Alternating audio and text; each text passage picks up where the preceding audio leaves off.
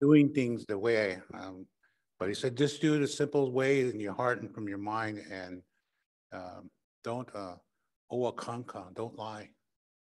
And he said, also just to speak from your own heart. So um, I'm not going to ask for forgiveness for not speaking Lakota because we're still relearning our language, and that's who we are. We're recovering from war. And as we recover from war, we have to reestablish our values and beliefs in our culture. And as we work along, and as I get older, and that's why I mentioned that our children, for our Lakota speakers, and they will be the ones that be the next generation who will be very fluent, and they will know the both worlds very good, and they will understand everything that takes place. So I encourage the younger than me, to really start really getting involved in your language and start really understanding both worlds and combine them, because it's really important. For me, as my time comes, I'm hoping that the next person that I choose will be a very fluent young person that will carry the Chinupa to the next generation. I'm the sixth generation pipe keeper, and as my she's mentioned that the pipe chooses who it wants to be with. It's not a skawishasha thought and philosophy just because I'm in line or I force an issue, because that's the way it works. So apparently saw something in me. Maybe we got the bridge between two worlds, and that's the most important part as we start to come together. And the peace agreement is really just a piece of paper which binds nation to nation. And that was the perception. And as my grandfather, Charles, who always mentioned that we had an agreement.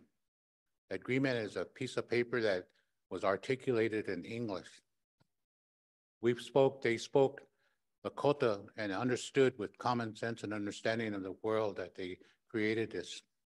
As time of generations passed on, we came to that first stage of understanding, and we ended up articulating in ourselves, and we ended up becoming our own opinion. We started using, this is my opinion, and what it did was it started an argument with every known leadership as time went on.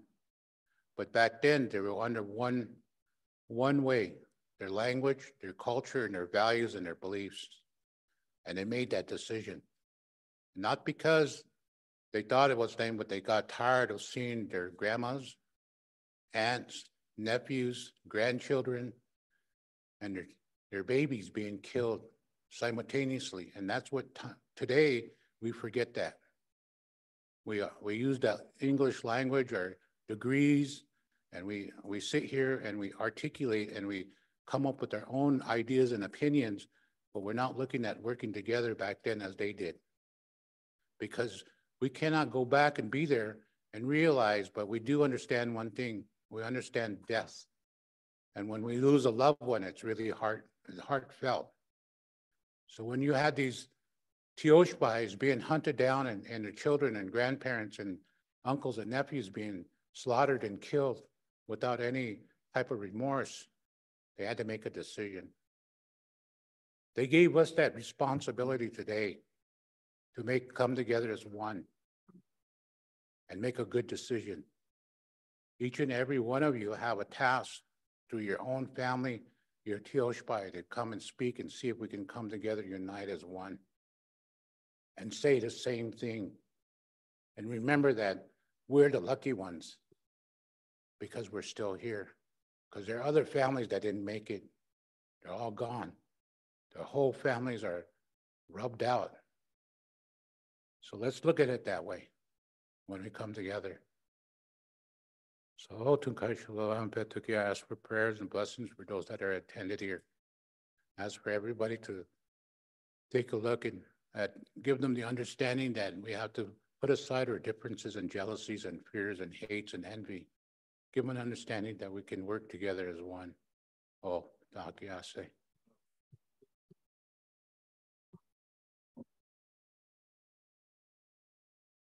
I will peel a little window. I'll quite touch it. When I hear unto it.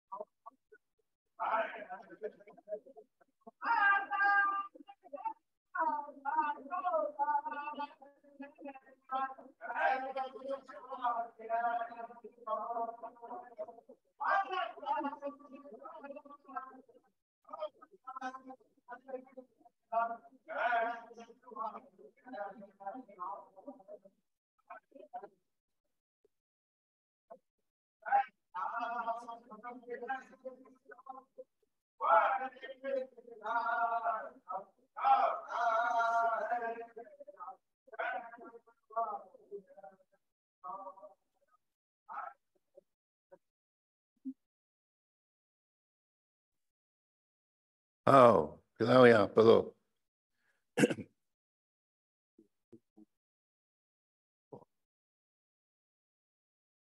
Yeah, we had a meeting last night, and Phil wants to do a quick overview on that. And we had a good meeting. This room was filled to capacity on a docket 74. Why not?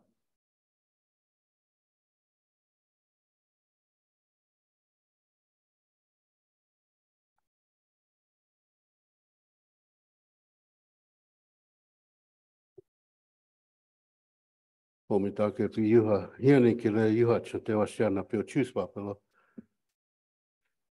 Tōna iahio ki le na wopila kinichia. Katalaho ampetu alatan umaniche, na taku ota I wangalaka na. O he tatu woligilustana hana ke leche ungilimna ata tatu na haepi huni tata hechina umaniche huapta.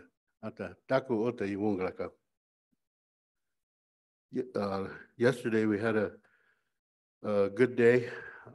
We kind of veered off the agenda a few times, but we brought it back. And by the time it was 5 o'clock, we was back on track. So that's pretty good. So I encourage my Alpaha to please stay on the agenda today. So yesterday we heard about, first we heard from the Justin and myself on the setting the tone of the treaty conference. And I'd like to, keep it a good,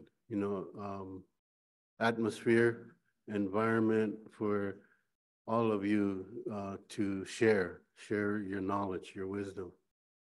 I'm very proud of the young people for coming to this treaty conference, and I hope to recruit more young people to learn from you, the elders, because you have all this knowledge that we need to hand down to the next generation.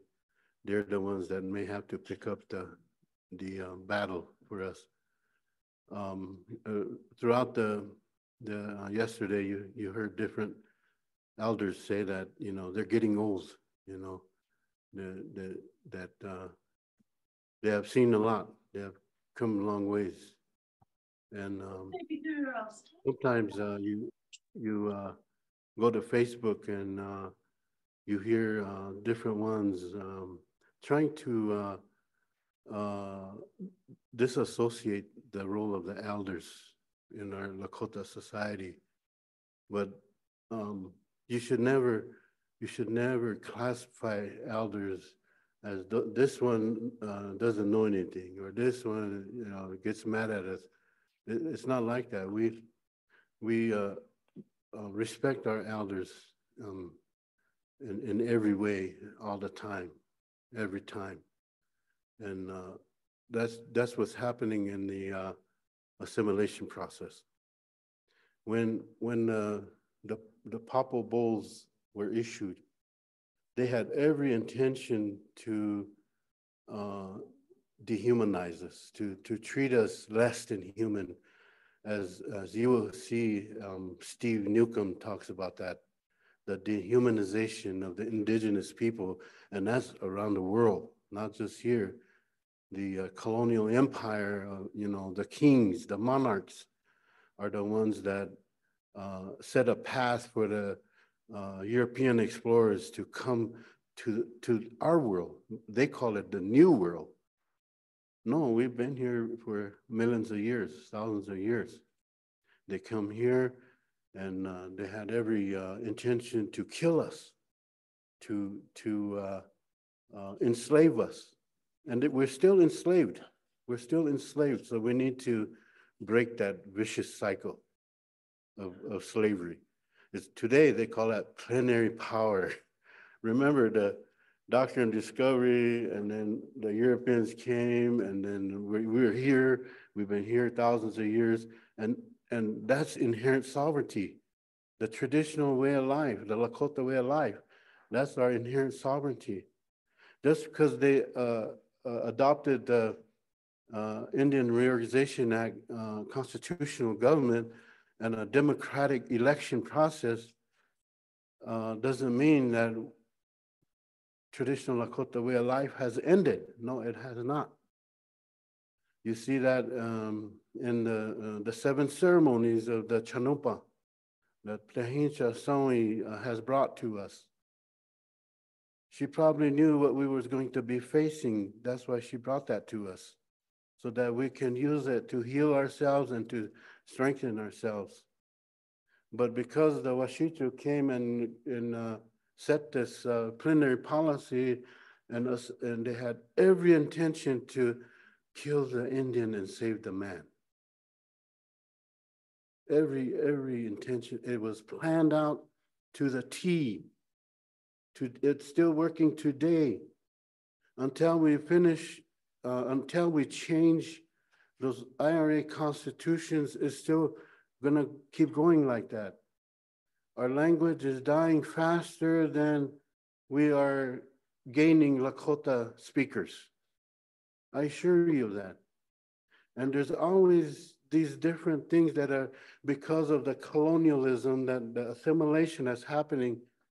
There's signs, there's symptoms, and I try to bring those out so that I'm trying to wake you up.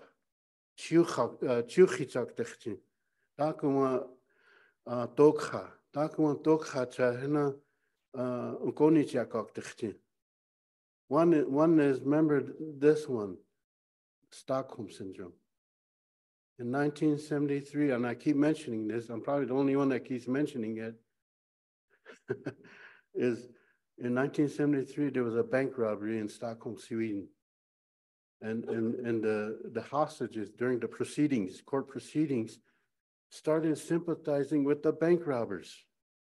And that's the same way with tribal governments across Indian country, adopting to the white man's laws, the economies. We get hundreds of millions of dollars from the federal government to administer essential programs, tribal programs, but that money comes to the reservation and it leaves the reservation right away because we don't have the mechanisms in place to retain one of our, we have a Rosebud Economic Development Corporation representatives informed our tribal council that at Rosebud, we're losing out $500 million a year. That goes off the reservation to the Washichu companies because they have the mechanisms in place. We don't have that. There has never been a concerted effort to create an indigenous economy. So I hope that we can come out of here with some solutions. There's too much complaining and not enough solutions. And that's what we want to hear from here on out. Please, bring your solutions out and let us hear it so we can put it together. So when we had a meeting last night to talk about docket 74A, that's not the Messiah. That's not the Messiah solution for us. There's different solutions.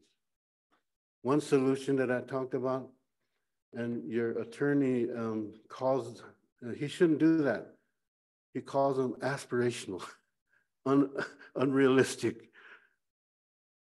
Look, what's happened to our people over the 500, 600 years is unrealistic, but it happened. So let's stop using the white man's oppressive tactics upon each other.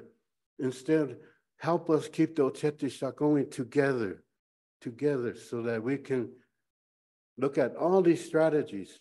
Okay, the Oglalas and the Hunkpapas want to go to the Secretary of Interior into that federal process and surrender into that process. It's okay. We'll see what happens. I don't know. I hope nothing bad happens to our treaty rights. But what about asking Congress to repeal the 1871 Act that ended treaty making? The Fort Laramie treaties were international instruments that only made between nations. And the only way to change a treaty is to make a new treaty. But we can't make any new treaties because the 1871 Act is in place. We need to ask our IRA tribal leaders to go to Washington, D.C. and ask Congress to repeal the 1871 Act, and let's start new negotiations for treaty rights. When the treaty commissioners came to Fort Laramie in 1851, 1868, they came with a template. They didn't come to negotiate with our people. They came with a pre-written treaty that was a template. But if you look at our treaties, they're almost the same as all the other 500 treaties 300 treaties that you see out there. It's a template. There was no negotiations. The treaty negotiators from the U.S. government told our grandfathers that were sitting there, you're going to do this, you're going to do that, there was no negotiations. Chief Spotted-tail set out some boundaries for the Sichangu. Those were ignored. The Lakota territory into Colorado was ignored. Those were not part of the treaty that was signed. The 1851 treaty was not ratified. And I can only guess why. Because it had very few provisions. It was a peace treaty to stop the war. 1864, when the Civil War was ending, the United States was broke because of the Civil War, the white men fighting each other. So then they came to the Black Hills and they stole our gold. If you estimate the amount of gold that were extracted from the Black Hills, could be in $10 trillion. The land that they stole from us, if you appraise it at fair market value, and then everybody thinks $1.4 billion sitting in the treasury is a lot of money. That's nothing compared to the true value of the land of the Great Sioux Reservation. That could be in the trillions of dollars. How much gold, how much uranium, how much lithium are extracted on treaty territory today? That's a lot of money. So I don't think the United States has enough money to pay us for the Black Hills, for the Great Sioux Reservation. And we all have that mindset, give me the Black Hills back. Well, no, it's the whole Great Sioux Reservation we're talking about. And because I had an idea to ask the white man to return these stolen lands from us, your attorney calls that an unrealistic aspiration. Even though that it's already inside your Indian Reorganization Act of 1934, Section 5, the Secretary of Interior can take tribal lands into trust. The mechanism is in place already. And he says that that's an aspiration because we can open up an opportunity for the Washichu to return stolen land back to us, and we'll let him live on that land until, a life estate. I guess that's an aspiration. But that's why I say any idea that you have is important to me, is valuable. Any ideas that you have. We must now flip this to solutions. No more complaining. We all know the same complaints year after year since 1851, 1861, 68. Now, there's a lot of our relatives don't understand what inherent sovereignty is. Inherent sovereignty is who we have been for thousands of years, millions of years. And it's right here. It's still here. How many of you come from a Tioshpaya? Raise your hand. Do you come from a Tioshpaya? See what I mean? We're still here. How many of you come from a Tiwahe? All of you. Even the white men, our friends, raise your hand. You come from a Tiwahe. Very first form of Lakota government is the Tiwahe. We still have that. We still have the Tioshpaya. And remember back home, you come from a district or community, that's a Oshpaya. That's a number of Tioshpayas in one area is a Oshpaya. You still have it.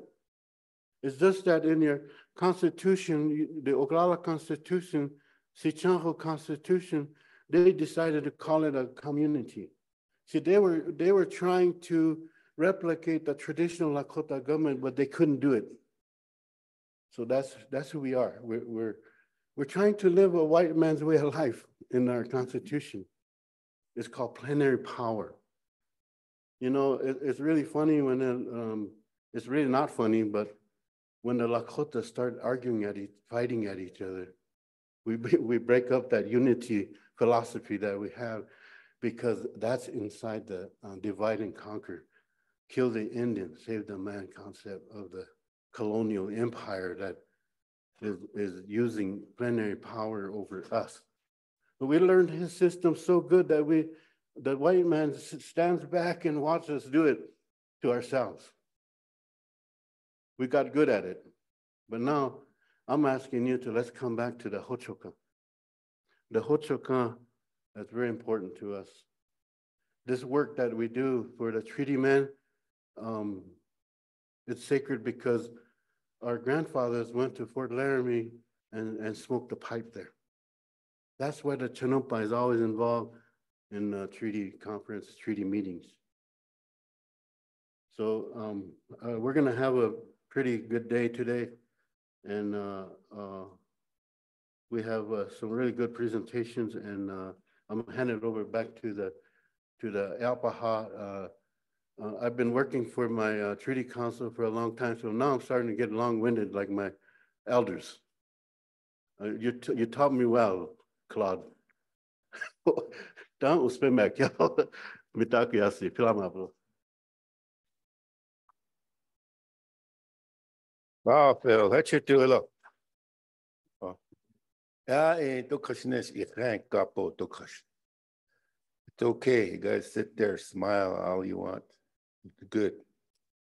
Our next going down the agenda is the Lakota women's roles and protocols. And to me, that's very important. One of the most important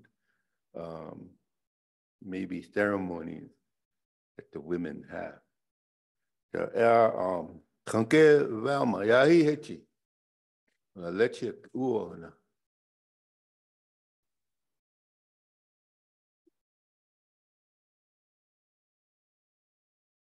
Our presenter's name is Valma Killsback. Wana Yehantu.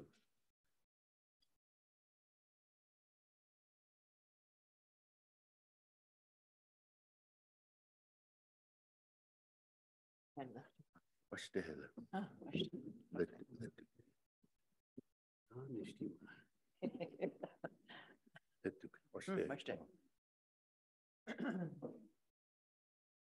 Hiani lachchi, iyo ha chante washtea, na pe o choose papi. Kokea omega lakingte, matueki, o chicha kapikte. Washichia eprina ha la kolia wog lakingte. Ichi la kolia pikile wakankea. Our Lakota language is sacred, and we need to hold on to that. So my name is Velma Killsback. That's my English name. My Lakota name is Prakeskawi. I was named after a grandma. Her name was Shell Woman. We still have that estate on our allotment. I come from the Black Bull. Wahe. Katankasapa ematahan.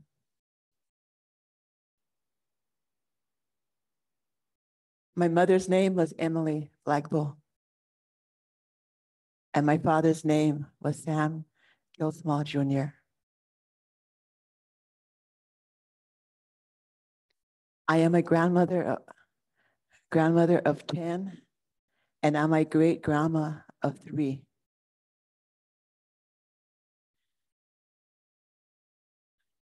Right, today, I did retire last year. I had been teaching for 46 years. I taught college. I also taught at South Dakota State University. I was under the American Indian Studies in Brookings, SDSU. I did Lakota language and culture.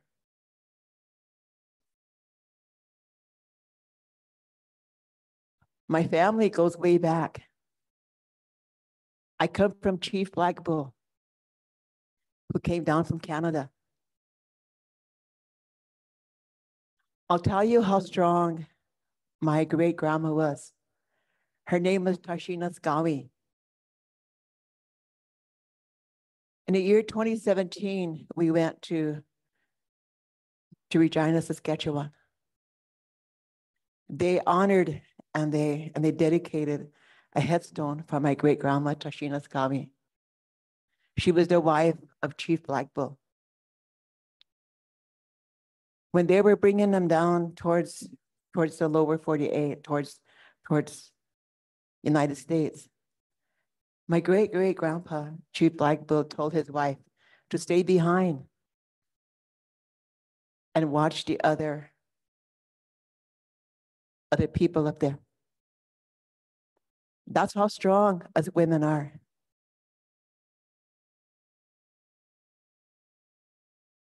She held on to everybody up there. And then she became like a housemaid for a non-Indian family. And they used to hide her because all the other white people didn't like her. But she did a lot of things for that family and other people as well. When she died, she was buried outside of a cemetery. But today, she lies within that cemetery where we was at. Thanks to Mr. Ron Papandre, who did the research for us. And he was able to find her gravesite. And we went there to honor her. We met a lot of our relatives up there. We went to Wood Mountain and we found all of our relatives there. Some of them have left, but our roots are still strong. Hutkaheli la suta, o alet gage nahakshi ichachye. Our branches are still strong. We have a lot of family. And some more family members are coming up. Those yet to be unborn.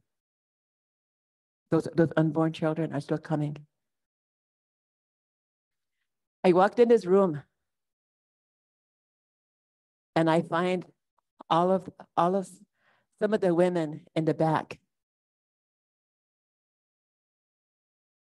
And then some on the sides. Why? Because we are the backbone of our nation. We as women are the backbone. We have our places in the Tiksha. The poles represent us. Inside are the men. Look at you. The men are sitting in the middle. The Woitasha are sitting up here. And that's how us women are. I was brought up with a lot of respect. My grandma used to talk to me. And she tells me who I am. She tells me what I have to do in our society. Pagata inichakingte, menuchala iahoningte. Hoana, wana lakoti wankte. I'm speaking Lakota now. Pagata kia trakojaleki. Oyate ki wachinia pikte, bilhich iaye. Emankia. Ogana tukte voit racha luhak de seche. Trakoja. Oyate ki wichakik siya. Hakik daye. Na ni tuwe ki soyaki extra. Na voit racha ki he. We o ki trab el. Shagia ienkinkte. Emankia. Na iglu oni haye. Garishni tuktel ya iyunkan. Garishni wuglakishni. Woyu kia ichela o weaglakinkte. Wichasha eta wuglaka puka el wichit hokap inajina wakanke wuglakishni. Iglu ni haye. Emankiapi. The roles of we as women, the protocols. We have to respect ourselves.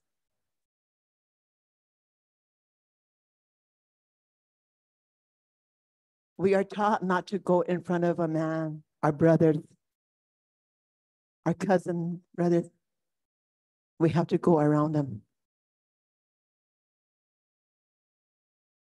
That's how much respect that we as women have to have. We as women, we are taught to have compassion. Just like Ojimaka. Ojimaka We an chanke wa onshila. Nataku washteshte etan ichare. Waskuyicha washteshte ichare. Na ini unkarap chanshna. Tima unkiap chanshna. It's like the womb, the sweat lodge is like the womb of Mujimaka, our mothers. It's warm, and you can tell, and you can say anything inside. Pray inside the sweat lodge. Release everything that is bothering us.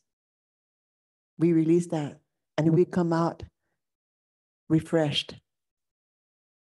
That's our role.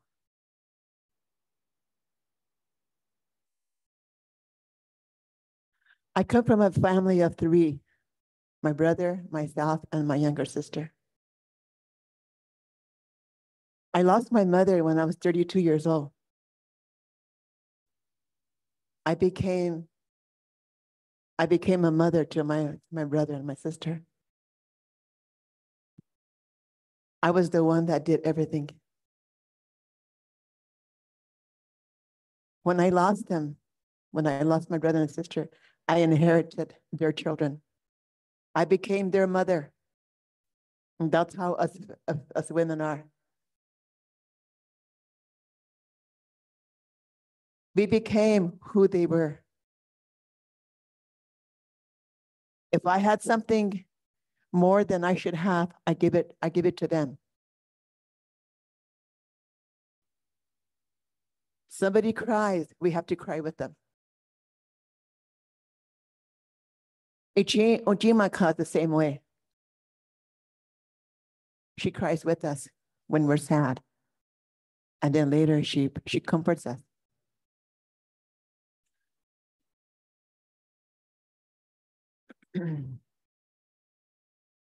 At the age of 11 years old, I went to the Kea, the turtle ceremony.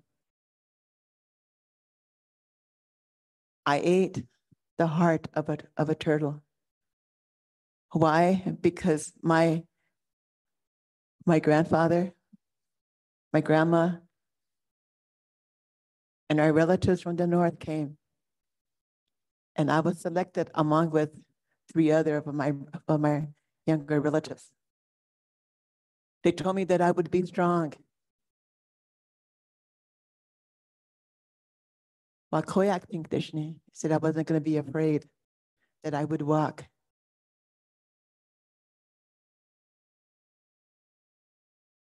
It was a ceremony that we had to get ready for a whole year. And they told me that I would grow up to be an old lady. I'm 29 years old today. Somehow I have white hair. But I'm still going. So the heart of the turtle lies within me. I help a lot of people. I do a lot of things for the people. I went through a lot. In 2009, I lost my sister, my nephew, and my niece.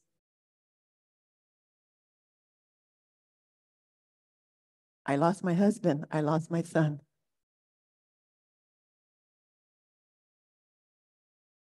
Yes, it hurts. But I go back to the teachings of my family. And I'm here. I'm strong. There's an old Cheyenne proverb, he said, a nation will never die unless the last woman is down to the ground. So we as women, we are a lot stronger than we think. We are here because we come from strong background, just like I did. And we're still going to continue. But we have to respect who we are.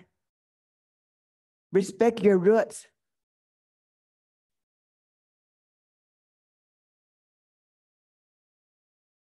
We can't fall short of something that really bothers us. We have to think about it.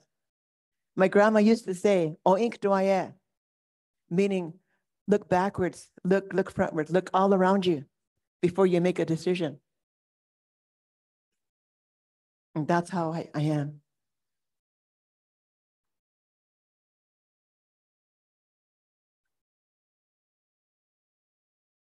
I'm very happy. When I was asked to do this, I thought about it and I said, okay.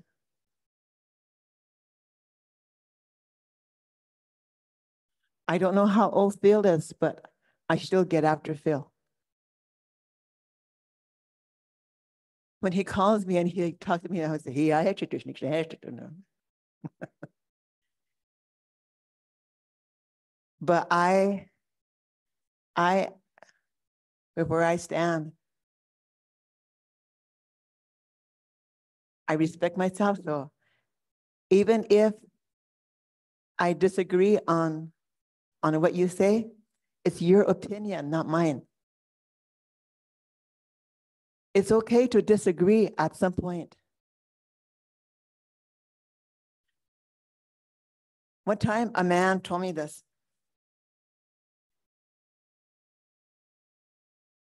I did an interview,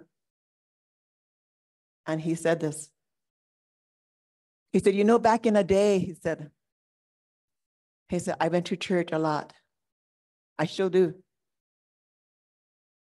He said, "Women," he said, "you're the ones that kind of got us to where we're at." I said, "Really?" He said, "Back in the day," he said, "Adam and Eve." He said, "It was Eve that told a man to eat that apple. So look at where we're at." He said, "You women are strong. You could even change the mind of a devil." I really thought about that. I didn't get mad, I didn't say anything. I just thought about it. But my grandpa once said this. "We are gilila wat eabi." Giksuyayo, he said. Hechushnio. Duatakun iukcha yukha. Nish hechum se ilukshakte. Iechin hechel chincha otra payo, he said. So it's okay.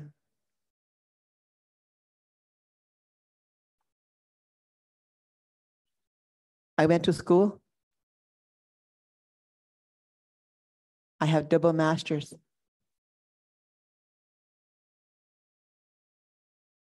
I have a graduate degree in early childhood special education, and I have a master's degree in education administration. I went to school with Manny.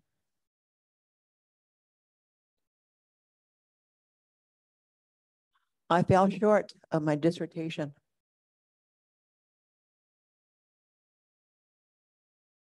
I pouted.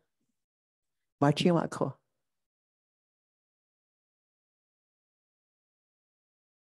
So I still have, but I'm going to give it a thought. Last year was to be my graduation day, but I got mad. It was blizzarding over here in December, but it wasn't blizzarding in Brookings. I couldn't go. My last piece of work went in late. And so I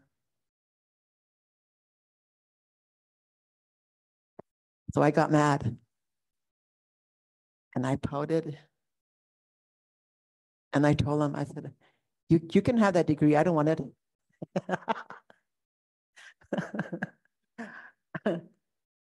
My topic was psycholinguistics of the Lakota child. Its own language. How can we make it so that our children can grow up to be talking in Lakota? How can we do that? As I stand here today, I belong to a group. I'm a part of a board. The revitalization and sustaining of our Lakota language.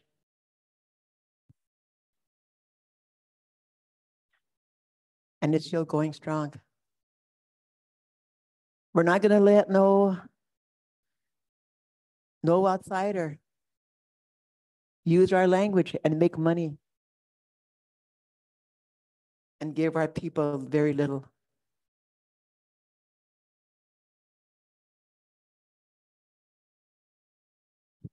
So I still belong to that group. Right now, I'm a judge over at the other building. I'm a judge for the Lakota Language Bowl. But I knew I had to do this. And Phil, he texted me.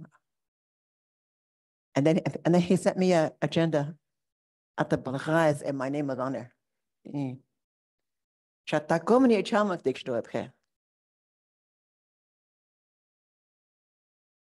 So we as a son, stone. We're strong. We're warm. We're compassionate. We love like no other.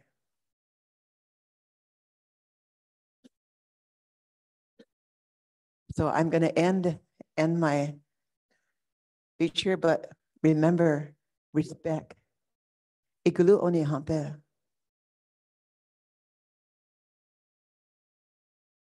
One of my professors at SDSU said this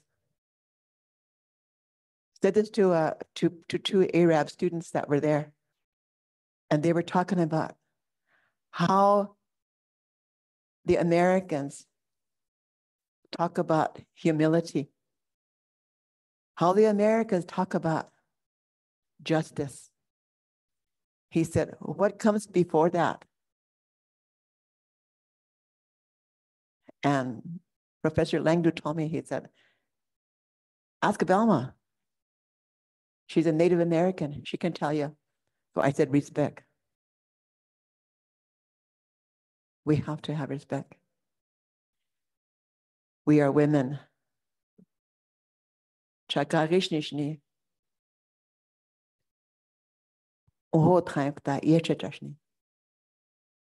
Respect the people that are talking. Respect the.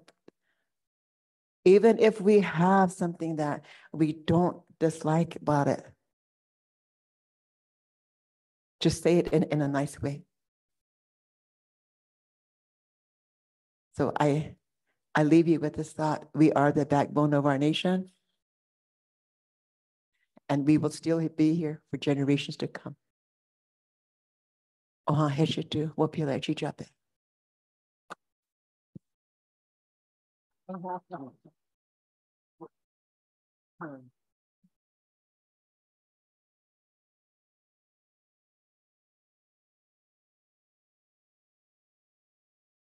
Wa alila wopila tranka ya. Hena won't spare na I quake. We ain't won't spare. Na lila techichala. So we'll move right along. Our next speaker is Mr. Steve Newcomb. Oh.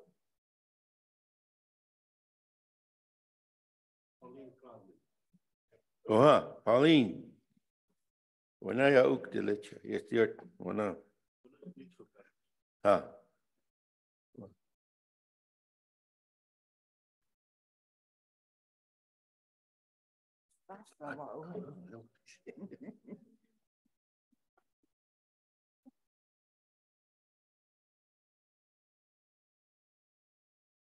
Itaku e pi, Santa Mastena Petri Uzapi, Leon Petuki, Ominicha Tranka, Unkiotaka, Chahemaste, Iwianki woglag ushipcha uhina shibna takuku unkeab. As the Washitu went the Hochnach umschnicha. I'm going to speak English because some of our people are still in the process of learning our language. I'm Pauline Cloudman. I'm from the New Kahpa community in Rosebud. That's a two-strike community. One of my grandpas, I should say my grandma, was Chief Two Strike's oldest daughter, and her name was Noisy. And one of my grandpas was killed at the Little Bighorn. So his name is on the wall in the memorial part of the Indian wall. I'm a nurse. I've been a nurse for 41 years. And I'm trying to retire, but I have 2 grandchildren that are still in college. So I'm there trying to help them so they can complete their education. I worked 30 years in the emergency room. I was the emergency room nurse. And 10 years just kind of all over in the other disciplines, so they call it. But I want to retire and do some other things. I always said, all the babies we delivered are parents themselves now. So I'd better leave before they become grandparents. But when I was a little girl, we lived way out in the country with my grandma and grandpa. And at the end of summer, all the grandmas would come. And it was just a really good time at that time. Not one word of English was spoken. They were getting ready for the winter that our people had done for hundreds of years. So all the grandmas would sit around, and my grandpa and uncles would boil the corn, and all the grandmas would kasku all the corn. I think the English word for that is shuckle, to dry into washtunkala.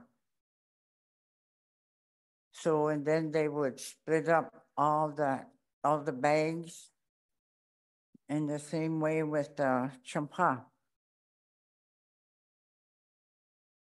Back then, they didn't have any, I don't know what they call it, but you turn it and it crumbles up the seeds and whatever. They literally had to put the champa on a stone and beat it and push it aside all day long.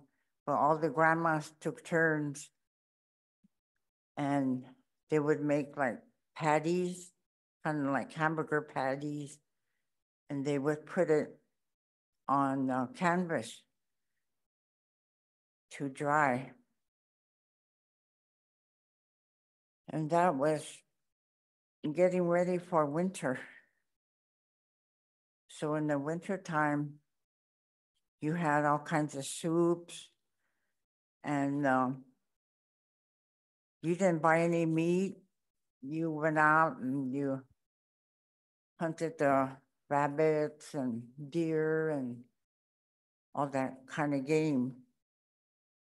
So, and you had the dried meat, and you could make your wasna after you beat the meat. So that, to me, is the value of survival.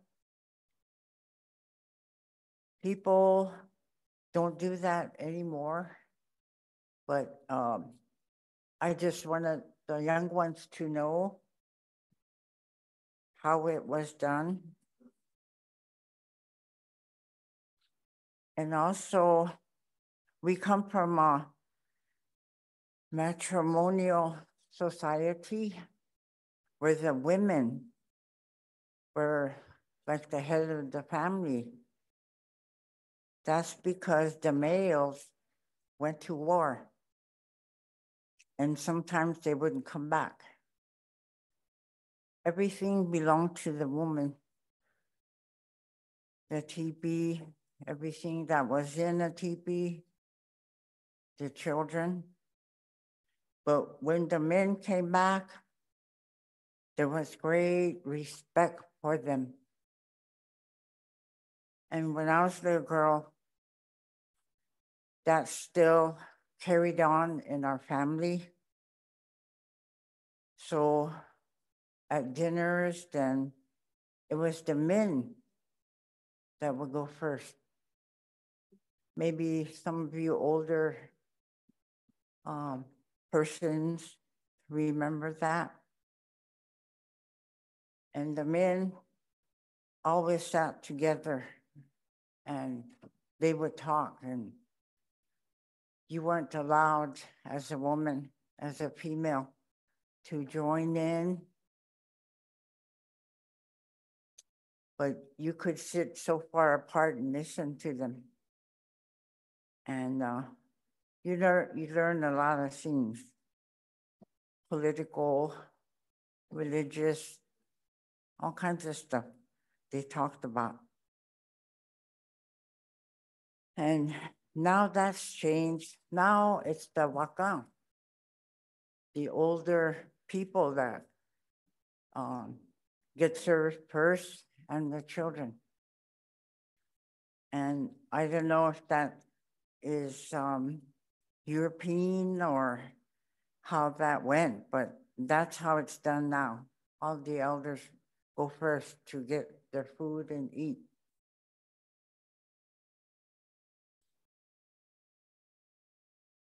I'm going on 75 years old, but I'm always telling the persons in our groups and whatever, we don't have too much time. That is a fact of life. So we have to try to teach the young ones, because pretty soon it's going to be theirs. We won't be here. And hopefully we can teach these young children the right way, not to sell the Black Hills, care for our religion, our culture as we know it, and our language. In 1957, I was rudely put into the boarding school system. I didn't know one word of English. It was horrible. And it was really unfair because those nuns pulled back one of the girls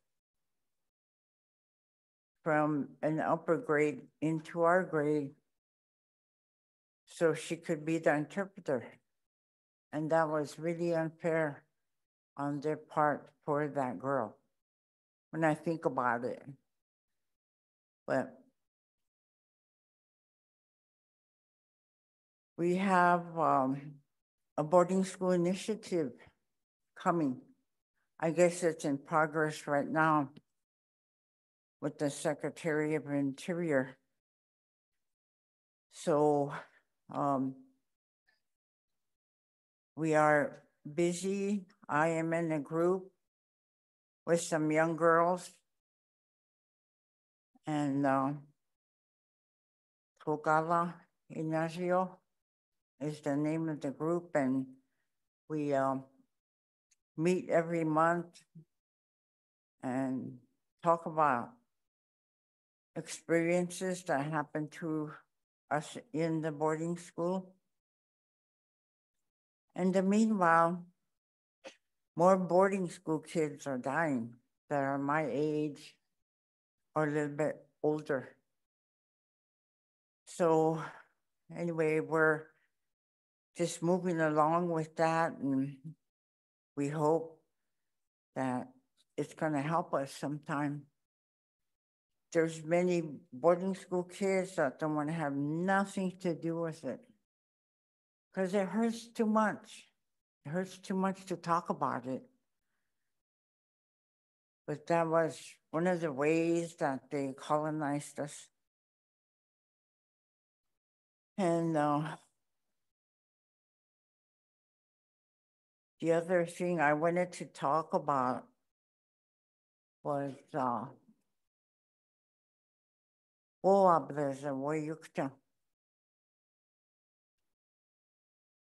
I think other people call it karma, but we've always had that in our culture.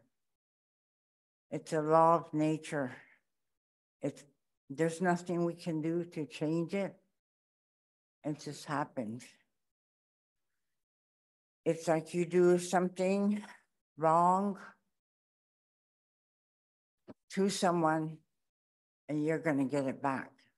It always happens. It straightens itself out.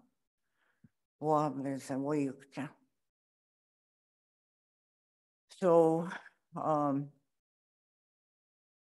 I hope the young ones keep that in mind, because you're not pulling the wool over anybody's eyes, because you're gonna get it back big time sometimes. But these are some of the things, some of the values that we have in our culture. And the other thing nobody wants to touch is our religion.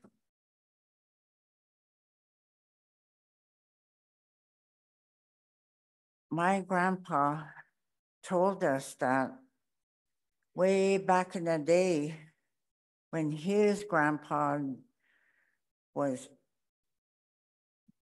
doing the ceremonies and whatever, that the spirits would come in the middle of the day. Now they come only when all the windows are arcade and it's pitch black in there. That's because our religion went underground, but it survived. And it was against the law to practice our religion, but people still did it anyway. And they would have onlookers up in the hills, and they would see the black robes coming when they were doing their inipi and ceremonies. But our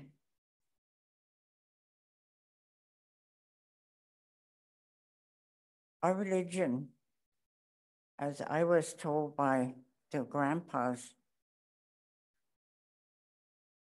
we had no We had no how.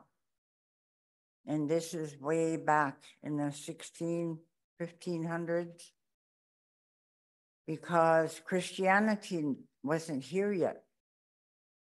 But when a person died, then they would walk as punishment. And if you were really bad, you walked like 500 years. And your family already lived 3 times. But,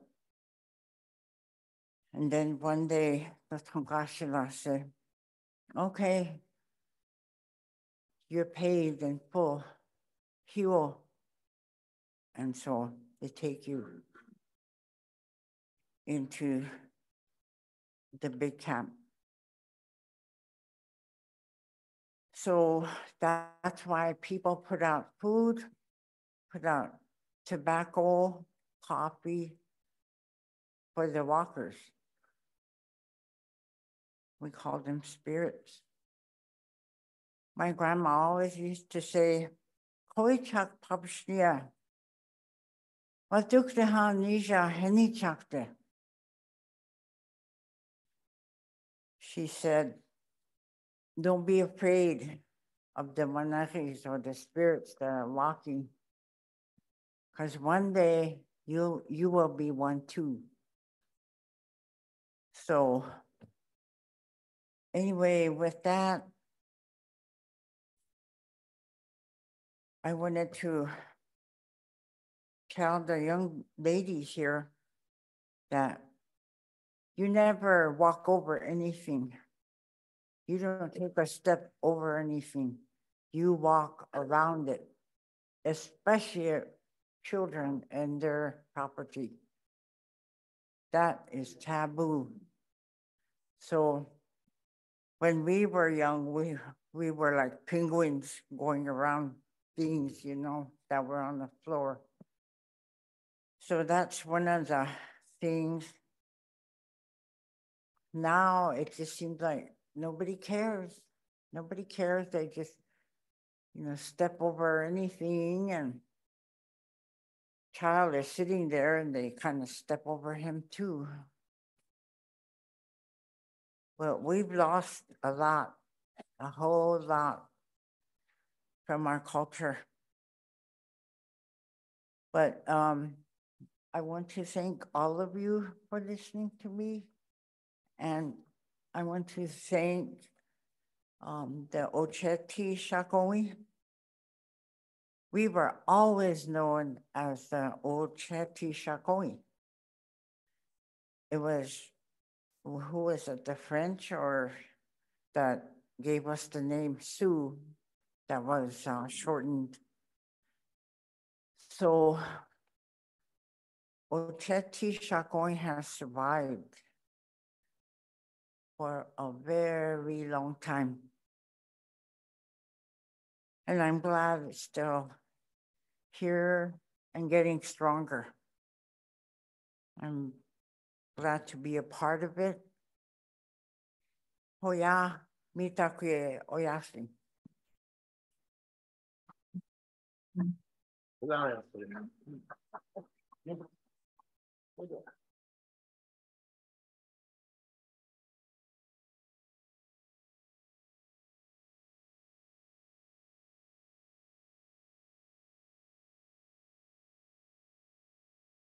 Oha, ya ta kuku washte nachon pelo le ampetuki.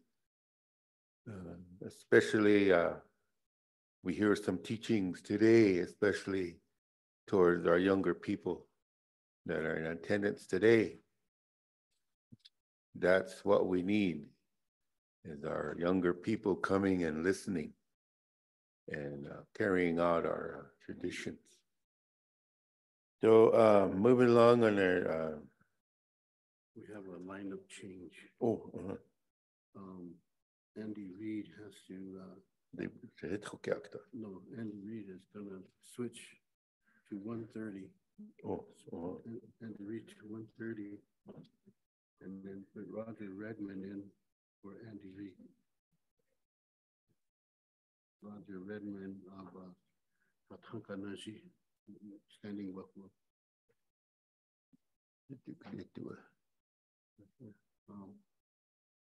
Paper Bulls. Oh, yeah. No, Steve. that's the Doctrine and Discovery versus Repudiation. But Andy Reid will move to 130. No. Right here. Yeah. And then moved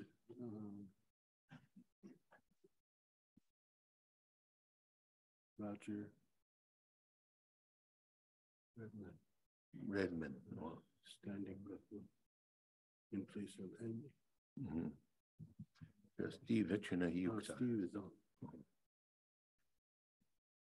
on. We're moving right along. I'd like to, our next speaker is Steve Newcomb.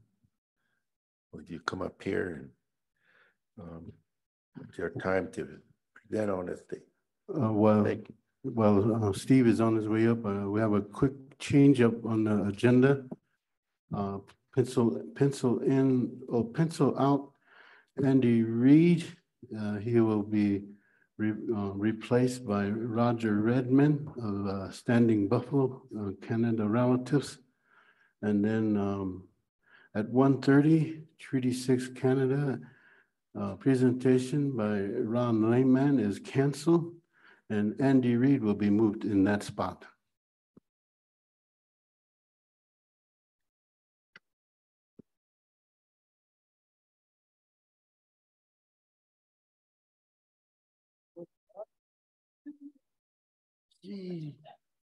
Delawensa Steve Newcomb, Nula Lendam Melipau.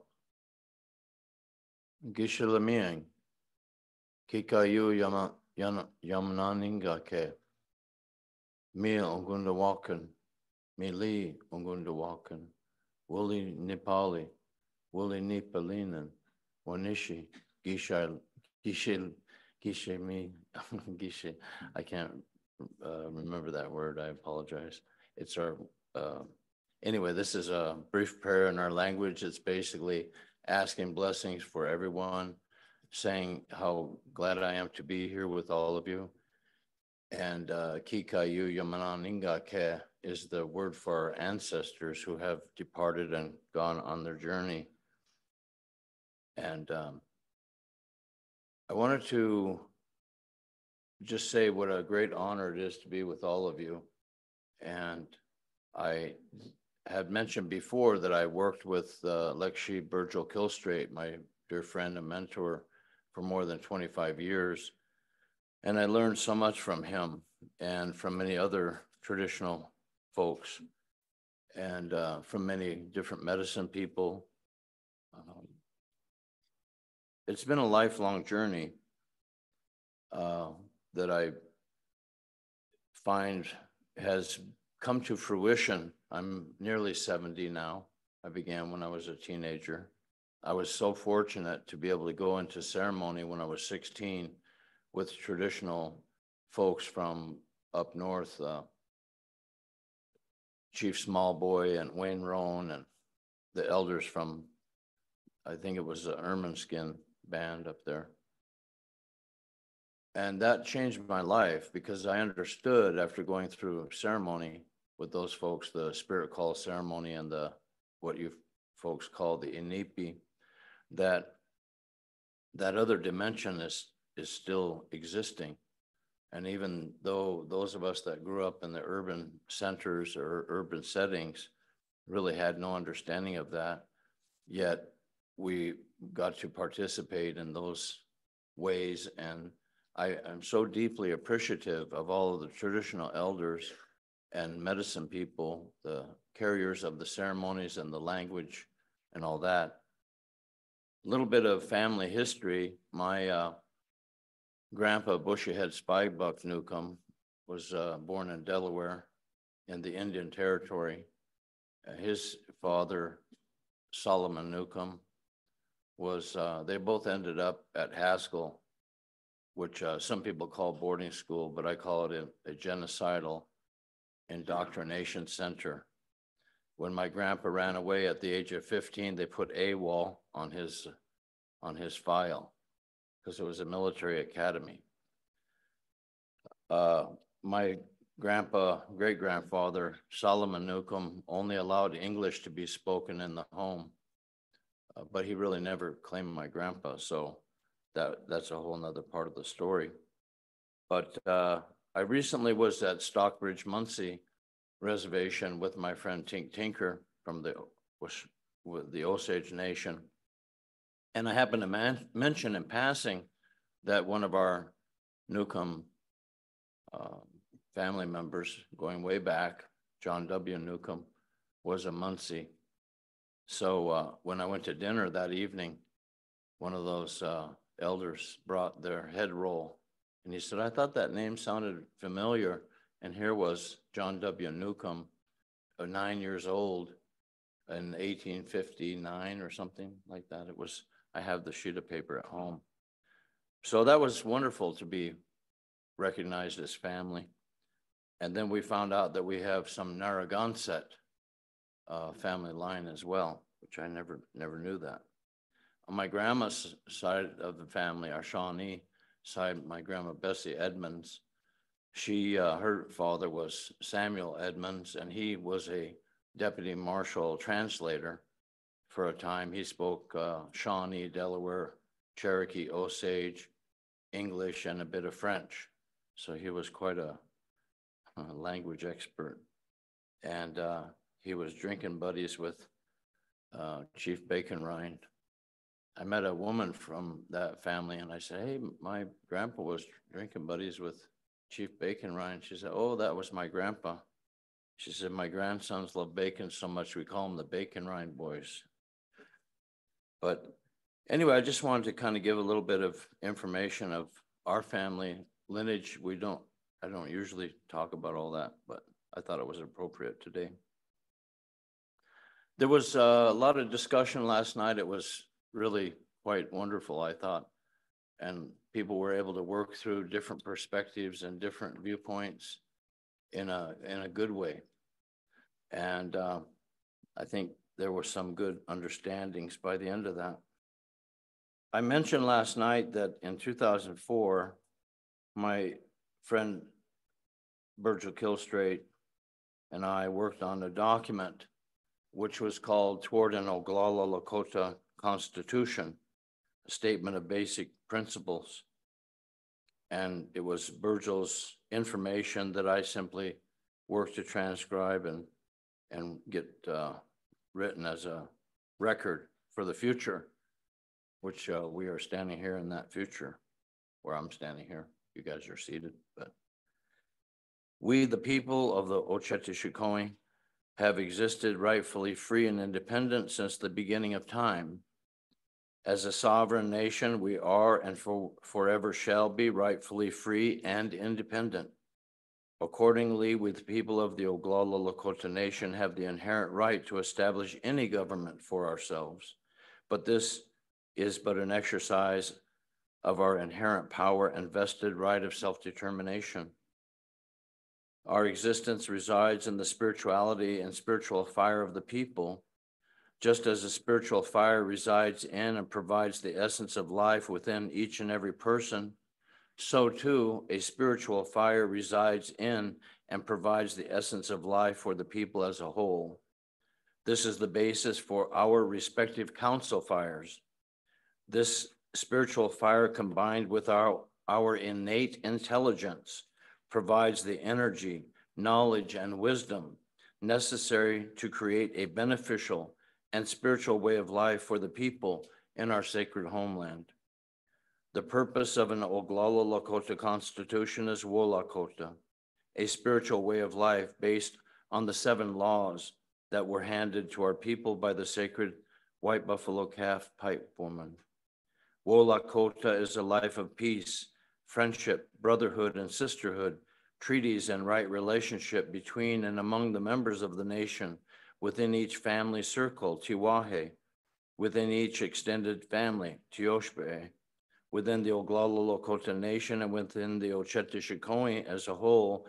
Wolakota is also right relationship and respect between human beings and all forms of life, as well as between and among allies.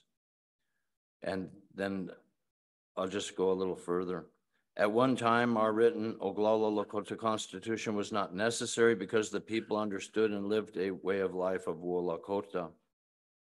The main purpose of the Oglala Lakota Constitution, based on the 7 laws and the basic elements of life, is to achieve healing and revitalization. 4 key elements of life provide the very basis, Makoche, Mini, Peta, and Onye, the breath or air. So you get the general understanding here, and then we have listed all the 7 laws, 7 sacred rituals, sacred rites, and the laws being, of course,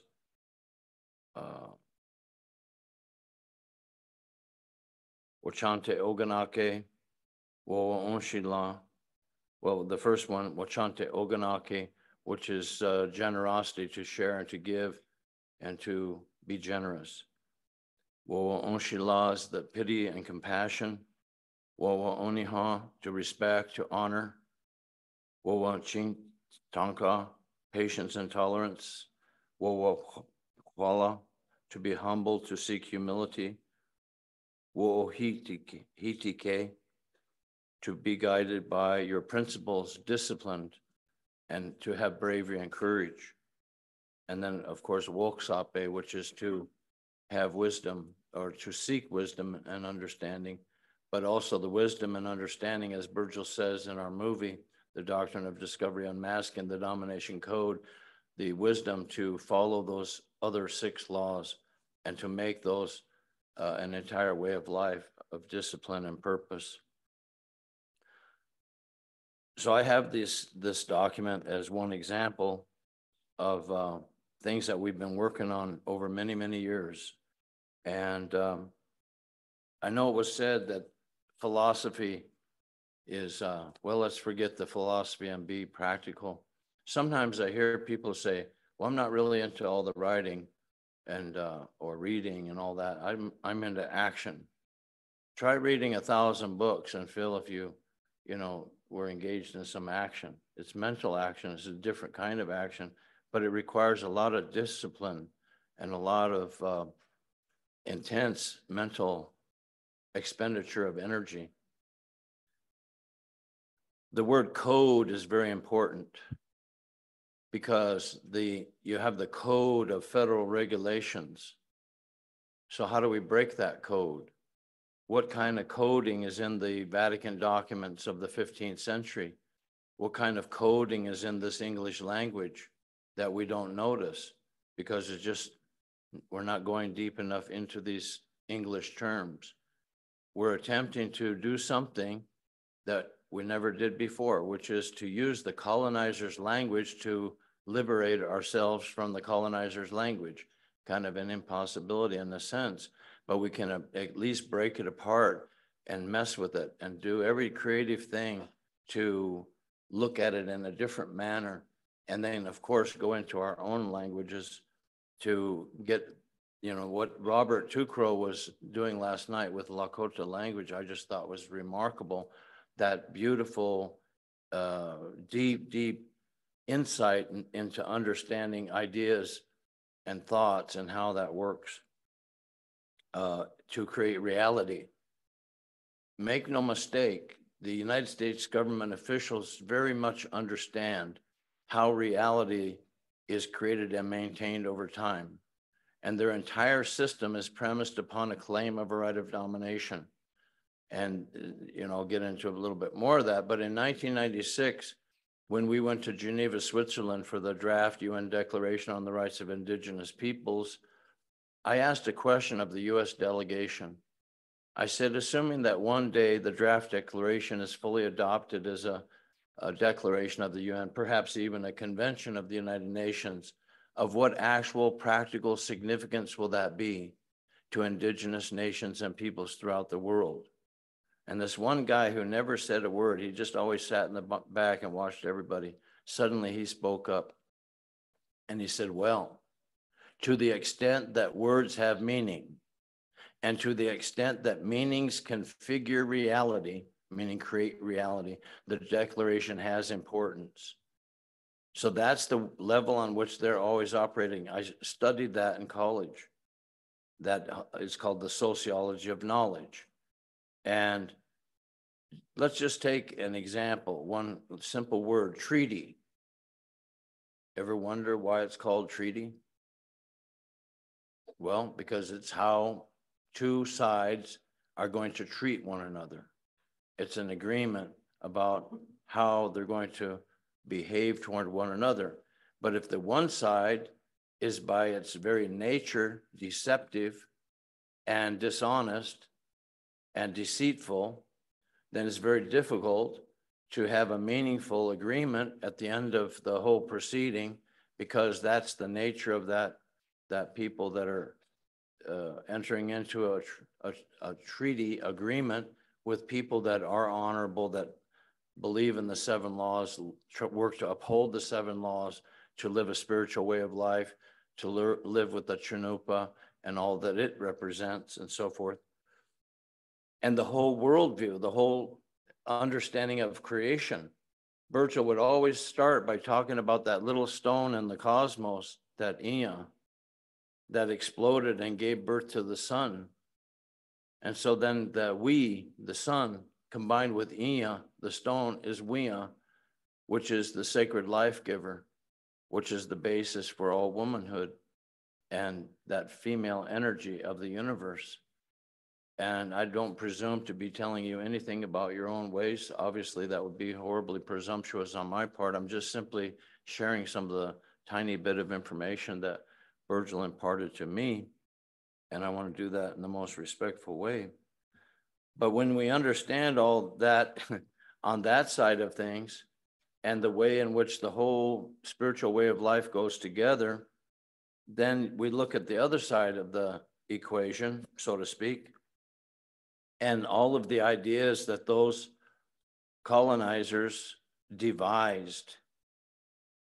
You know, a lot of people talk about conspiracy theory, and we hear it all the time, right? That was something the CIA created to deflect attention away from the questioning of the Warren Commission after John F. Kennedy was assassinated as US president. But think about this for a moment. I have all those Vatican, not all of them, but many, many of the papal bulls, the papal documents from the 15th century at home. And we've seen 2 of the originals at the Archives of the Indies in Seville, Spain. That was quite remarkable. And they're written in octopus ink on lambskin parchment, because octopus ink is indelible and permanent.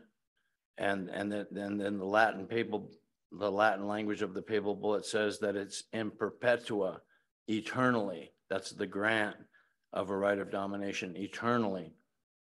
So going into all that, there's a book that my friend Joe De Gaudi, former chairman of the Yakima Nation, found at the Library of Congress about the papal bulls. And it's a book about Columbus and all that. But the thing is, they explain in that book how many people were involved in the actual writing of those documents. Very few people. And I recently met the head of the archives in London. And I asked him, how many people do you suppose were actually involved that had the skill to be involved in the actual writing of those ancient documents? Would you imagine 30 or 20 or 100, or what would the number be? And he said, probably maybe only a handful. So talk about a small cadre of people, a very small group of people making plans for world domination. That's what you see involved in those papal documents. In one of those documents, it says, it's talking about lands discovered and to be discovered. Que sub actuali dominio temporali, aliquorum dominorum Christianorum constitute non essent. And what that means is they're looking for lands that are not established under the domination of any Christian dominators. Now, when I say these words, anybody who is a Christian in here, I'm not saying anything against a person or their belief. If they want to believe or subscribe to Christianity, that's anyone's business. That's up to them. I'm not trying to contradict that or anything. I'm simply identifying the record, the historical record, and the actual vocabulary and the patterns of domination that I've been able to find over the period of many decades, 4 decades. And so what does that mean? What it means is not established under the domination of any Christian dominators. It means the intention when they set sail across the ocean is to establish domination where it doesn't yet exist. When the United States Supreme Court used that kind of language and used those ancient documents as the basis for federal Indian law and property law in the United States, what they were incorporating into the Johnson versus McIntosh ruling is the intention to establish domination where it does not yet exist. Now, how many people know this? You can't go to law school and learn this information, not in the detail that we have it. You have to dedicate your whole life to something that's totally impractical, totally unrealistic. Yeah, why do you bother with all that stuff? It has no practical significance whatsoever. But I disagree.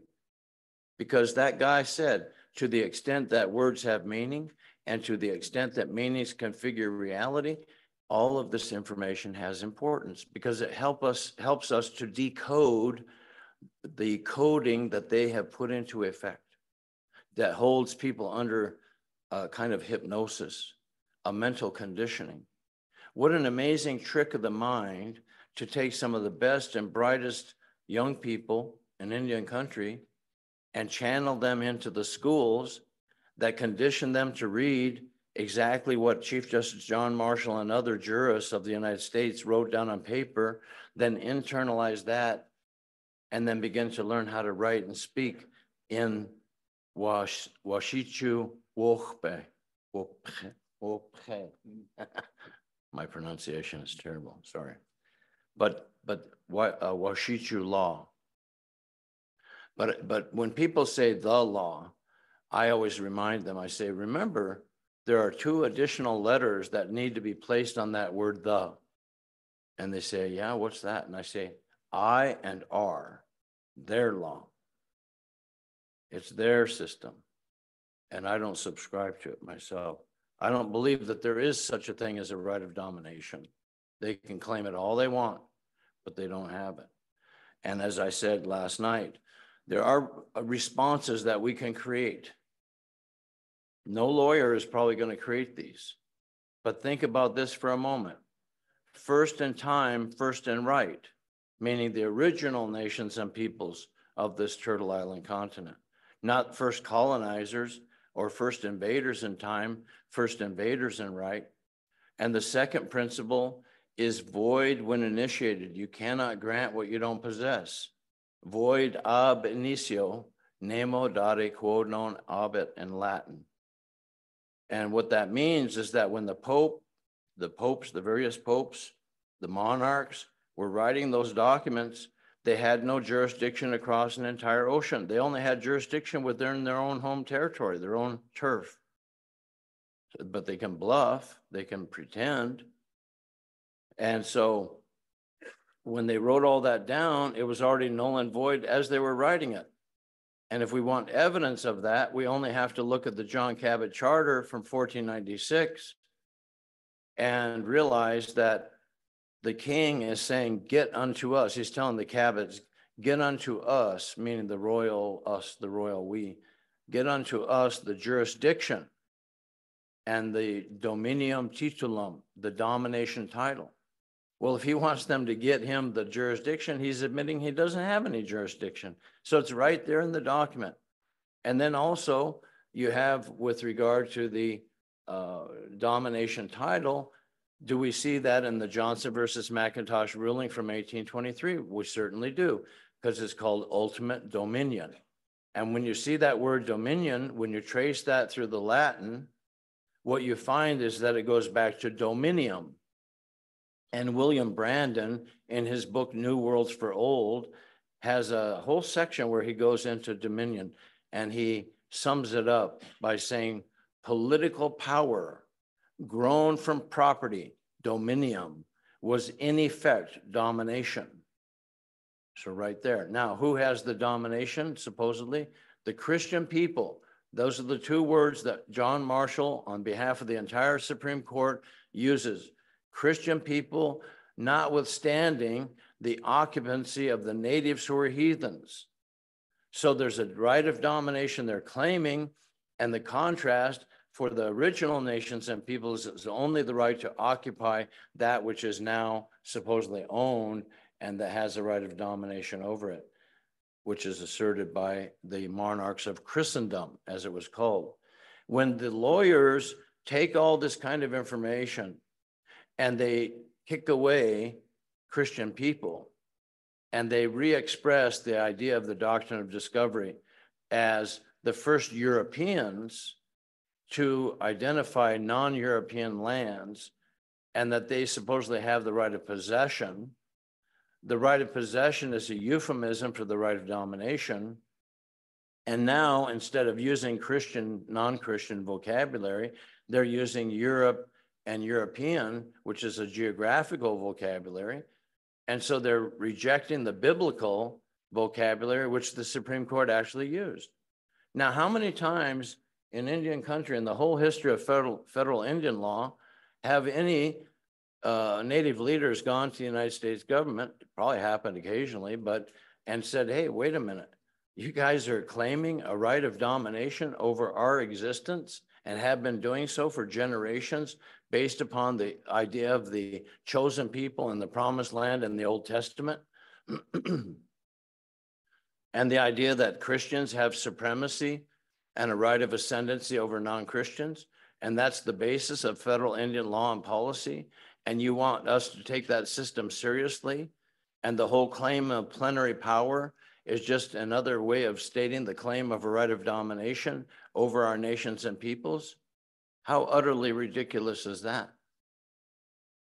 So I'm saying these things as a way of challenging the whole foundation, not just for our nations and peoples, but for the whole planet, because the entire planet is in the grip of the global system of domination. And imagine if the planet were based on Wola Kota and comparable types of understandings and spiritual insights, to live in a manner that's beneficial to one another and all living things is our Lenape way of expressing that Wola Kota principle. And what that means, though, is that we have to learn how to become skilled communicators. We have to become disciplined in our emotions. That if we start to get, I'm horrible at this, but if we get a little bit triggered, that we don't just start reacting, but we have a measured response. And we figure out how to artfully work through our differences, as was done last night. It was quite beautiful to see, wonderful to see. And I'm probably running out of time here by now, almost, but I have a couple other things I wanted to read, at least one more thing, which is I went to the, what do you call that? The archives in Pierre, South Dakota, and dug through their papers, some of them. And it was fascinating. I found the speeches of the territorial governors, various ones. And I know when I found the speech from the territorial governor of the territory of Washington, and I was working with Joe DeGatti in the Yakama Nation at that time, I was able to see that the governor of the territory of Washington was talking about reducing to subjection the wilderness, and realizing that that kind of terminology is domination terminology. In any case, I know some of you have probably heard this, but there is some pretty interesting language spoken by Governor John Pennington sometime between 1874 and 75, to the Legislative Assembly of the Dakota Territory regarding the Black Hills. And he says, by reference to U.S. statutes at large, it will be, and he gives the reference, it will be seen that all that part of the country known as the Black Hills, which lies in Dakota, is embraced in the Sioux Indian Reservation, and that the government of the United States is bound by the sacred obligations of this treaty to protect those tribes of Indians to whom the cession was made. That's incorrect, obviously, but bear with me. In the peaceful possession of their reservation. While this treaty is of force, any citizen who enters upon their reservation is a violator of the law and subject to be arrested, tried, and punished for such infraction.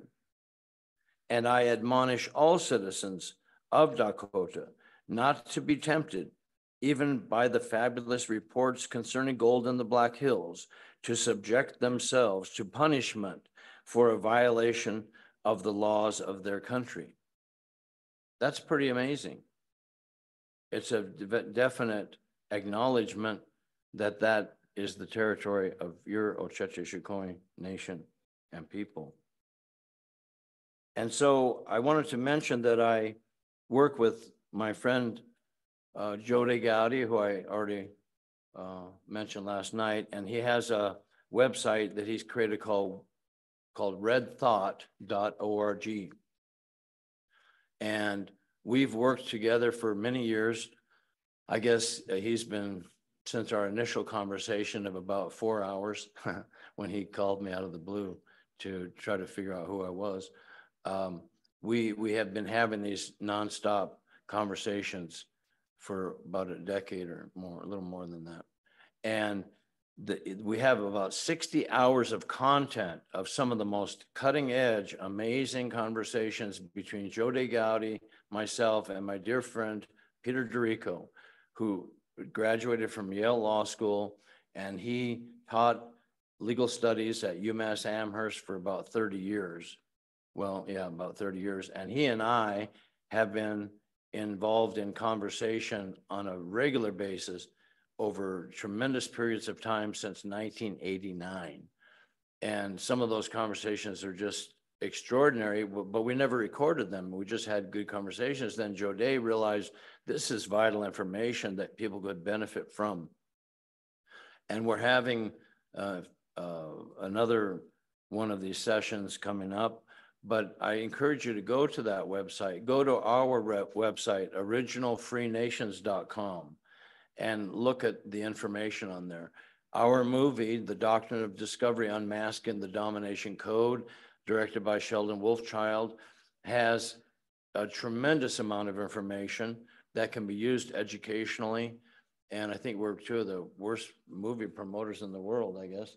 But I wish it were viewed by more and more people because it has such amazing information in there. My book, Pagans in the Promised Land, Decoding the Doctrine of Christian Discovery, it uses the cognitive theory, the theory of the human mind, and metaphors to examine and critique the way the United States government has been using language to deceive everyone for such a long period of time. Let me give you a quick example of that. If I say to someone, hey, you see that rock in front of the tree? And they say, oh yeah, I see it over there. Well, here's the question. Does that tree have a front or a back without us projecting that onto the tree? Of course it doesn't. We could have a conversation from the other side of the tree and suddenly the front is on that side of the tree, but it has to do with how we're having a conversation and how we're projecting the idea of a front and a back of our own bodies onto that tree. Similarly, if two Christian Europeans are walking somewhere and they say, hey, look at that heathen over there. Is that person a heathen independent of their language, creating what's called a heathen by means of their language? Of course not. So these are the projections that are placed on our peoples: plenary power, doctrine of discovery, claim of right of domination, ultimate dominion. All these ideas are just fantasies. They're fabrications of the creative processes of their thoughts and ideas their way of using their mind and their metaphors to create a reality that keeps us contained. And so let me give you an example.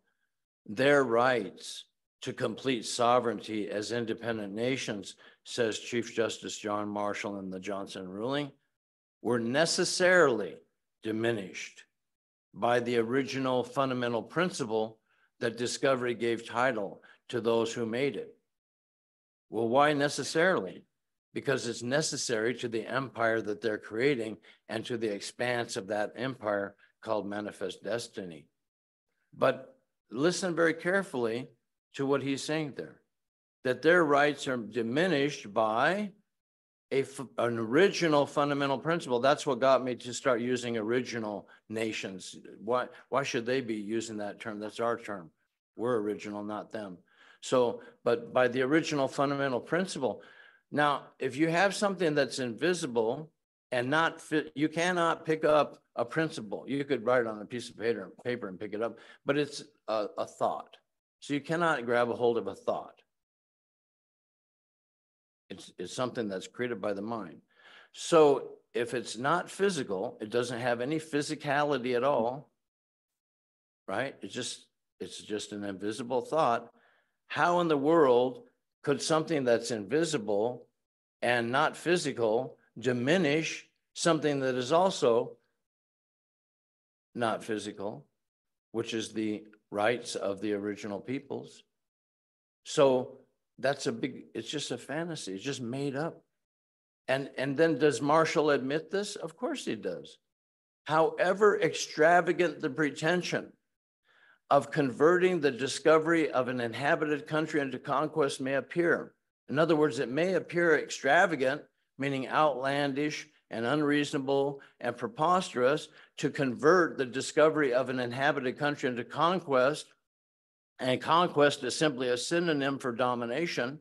But if it has been asserted in the first instance and afterwards sustained, if the economy and property of the people depend upon it, he says, it becomes the law of the land and cannot be questioned. Well, it can be questioned. We're questioning it. But he's admitting right there that it's just a pretension. It's something they're pretending is true. And if you do that over a long enough period of time and people are not aware of the fact that it's something pretended, then they're just going to go along with the program. Well, we got to get out of that bad habit. One of the definitions of law is the habit of obedience. I saw a great t-shirt that said disobey. I like that one. You usually see the t-shirt that says obey. So that's what we're talking about, is their ability to orchestrate meaning through language and through words and ideas.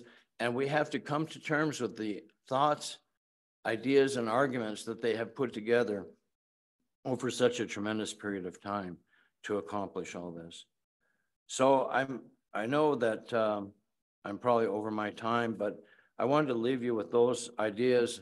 I think we have developed over a number of decades a lot of skills to assist people. And so if you would like some assistance with that, we have limited time these days compared to the way it used to be, but we're willing to assist folks and figure out what's the most creative next steps that we can take. And we have many documents we've helped people with. The Yakima Nation, as I had said last night, created an amicus brief, a friend of the court brief, that was used in the Cougar Den case to challenge for the very first time the claim of a right of domination in the US Supreme Court. So that's wonderful, but the federal Indian law establishment, unfortunately, just kind of acted like it never happened and didn't seem to be very interested in it. So I hope they will change that. But even if they don't, it doesn't matter, because we're going to keep going. And, as Tecumseh said one time, he said, "Before me stand the rightful owners of this beautiful land. The Great Spirit in his wisdom placed you here and gave it to you and your children to defend. But alas, the incoming race, like a huge snake, is coiling closer and closer about you. And not content with hemming you in on every side, they have built at Chicago, in the very center of our country, a military fort garrisoned with soldiers ready and equipped for battle. As sure as the heavens are above, they are determined to destroy you and occupy this good land for themselves. If you doubt it, come, go with me eastward and southward several days along our ancient trails, and I will show you a land you once occupied, made desolate. There the forests of untold years have been cut down and cast into the fire. There the buffalo and deer, the fish and the fowl are all gone. There the woodland birds whose sweet songs once pleased your ears have forsaken the land, and the wild flowers your maidens once loved to wear have withered and died. Beware of them, for they love gold and gain more than one another, even their own souls. Thank you. Open them. Peace.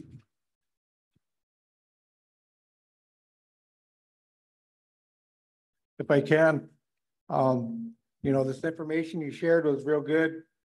Last year when we had this talk, when the Vatican sent out that letter to repudiate the doctrine of discovery, it was, in our eyes, kind of like spraying perfume on a pig. Now, they sent out that fancy word, repudiate, but we need them to redact. Redact, is that the word? Revoke. Revoke. So, we also asked Andy Reid to make us a template for resolution from the Oceti Sakowin. So I'm speaking to the crowd that maybe this is one action that we can come up when we do our actions at the end of this conference, to do a resolution demanding the Vatican revoke the doctrine of discovery. This because, excuse me, I'm glad you're mentioning this, because it's not possible to revoke a doctrine.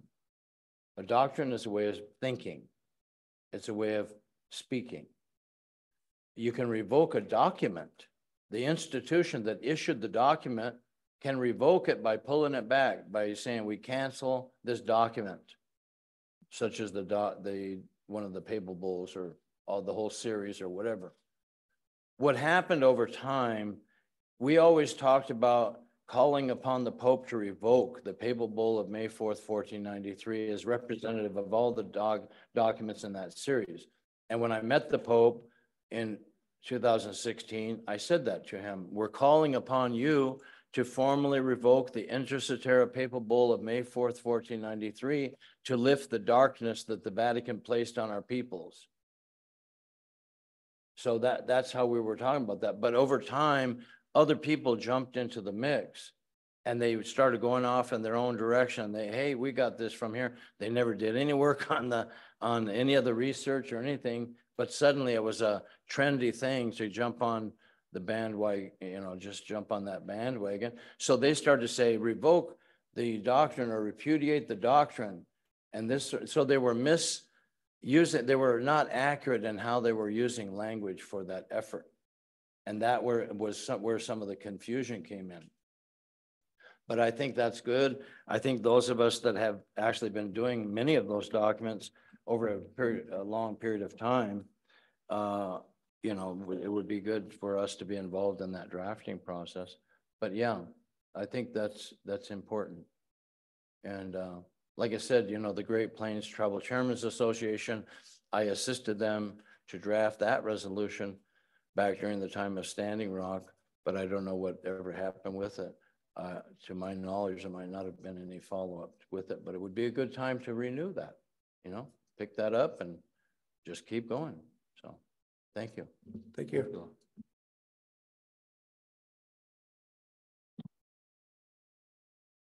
Wow, good information. We need to process that up here.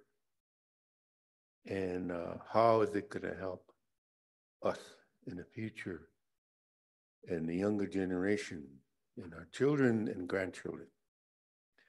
So at this time, I would like to ask the Oka to render us a song. And we're gonna take a 5-minute break.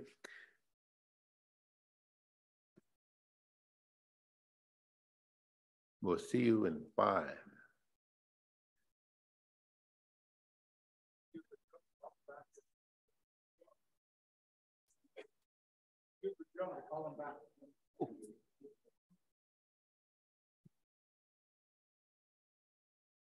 Oka, Tokilalabo, when he render a song.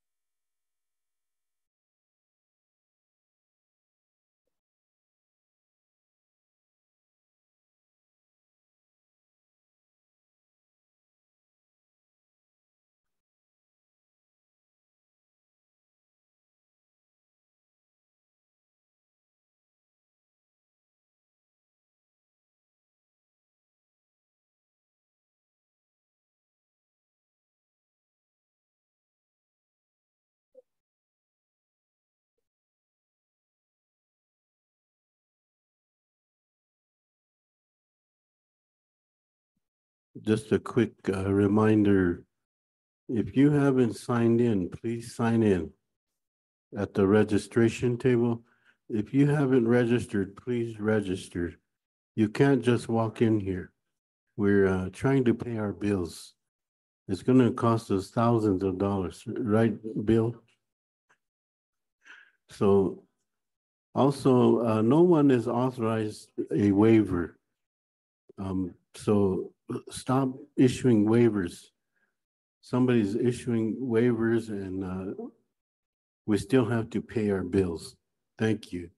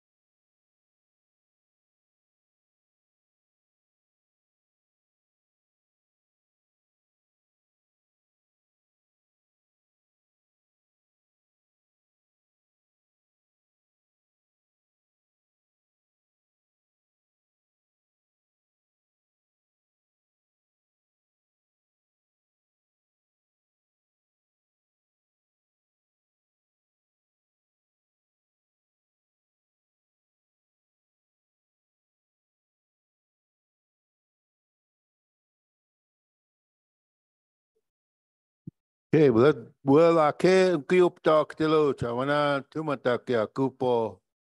Iwana you keep talk to lewana. We chokan ha. Kihoni pikne na waunta pikne. It's time we get started again. So you could just come in and take your seat, and we'll get started here.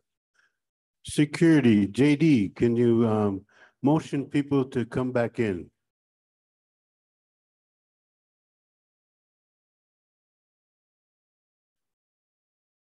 We have one security person. Except I forgot to get him a whip. He could have been our whip man.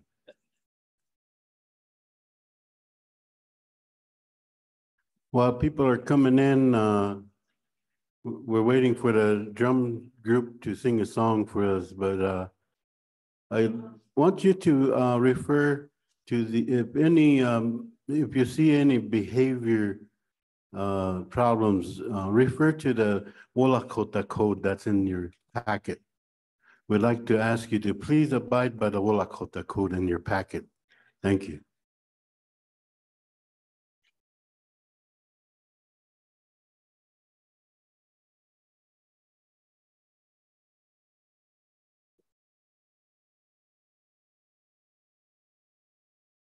Hopefully, nobody throws a shoe at us while we're sitting up here.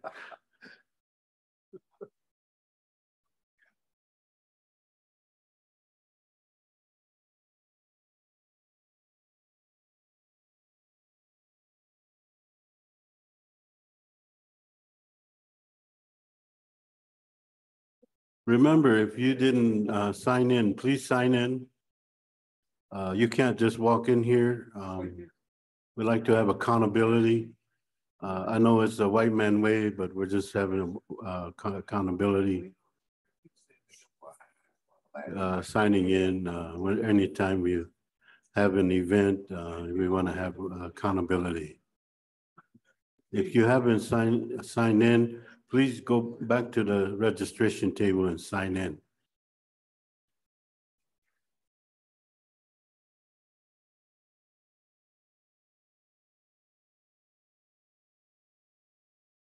Also, the IRA tribal governments has informed us that we had to turn in the sign-in sheets. So if you got travel from your IRA tribal government, they want to see the sign-in sheets.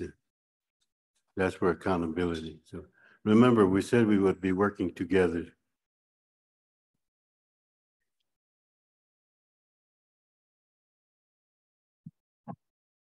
IRA wants to keep track of their Indians, Wendell said.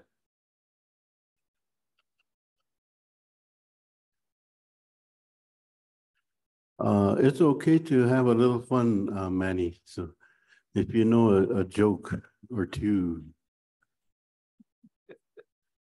Singers, let's have that song, huh? Apple. If you feel like dancing, go ahead and get up and dance. Ata wachichipo.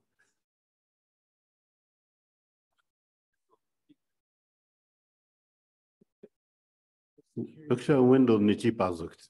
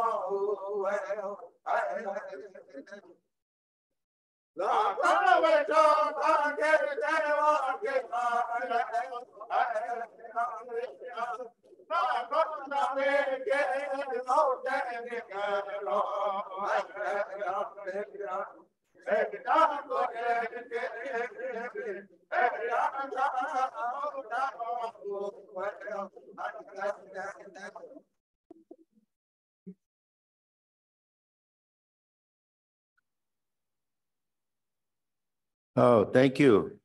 Singers, Corey Chasha, thank you for the song. Our next speaker comes from one of our relatives from up north, Canada. And his name is Roger Redmond. Wanaya Ukte, lecha.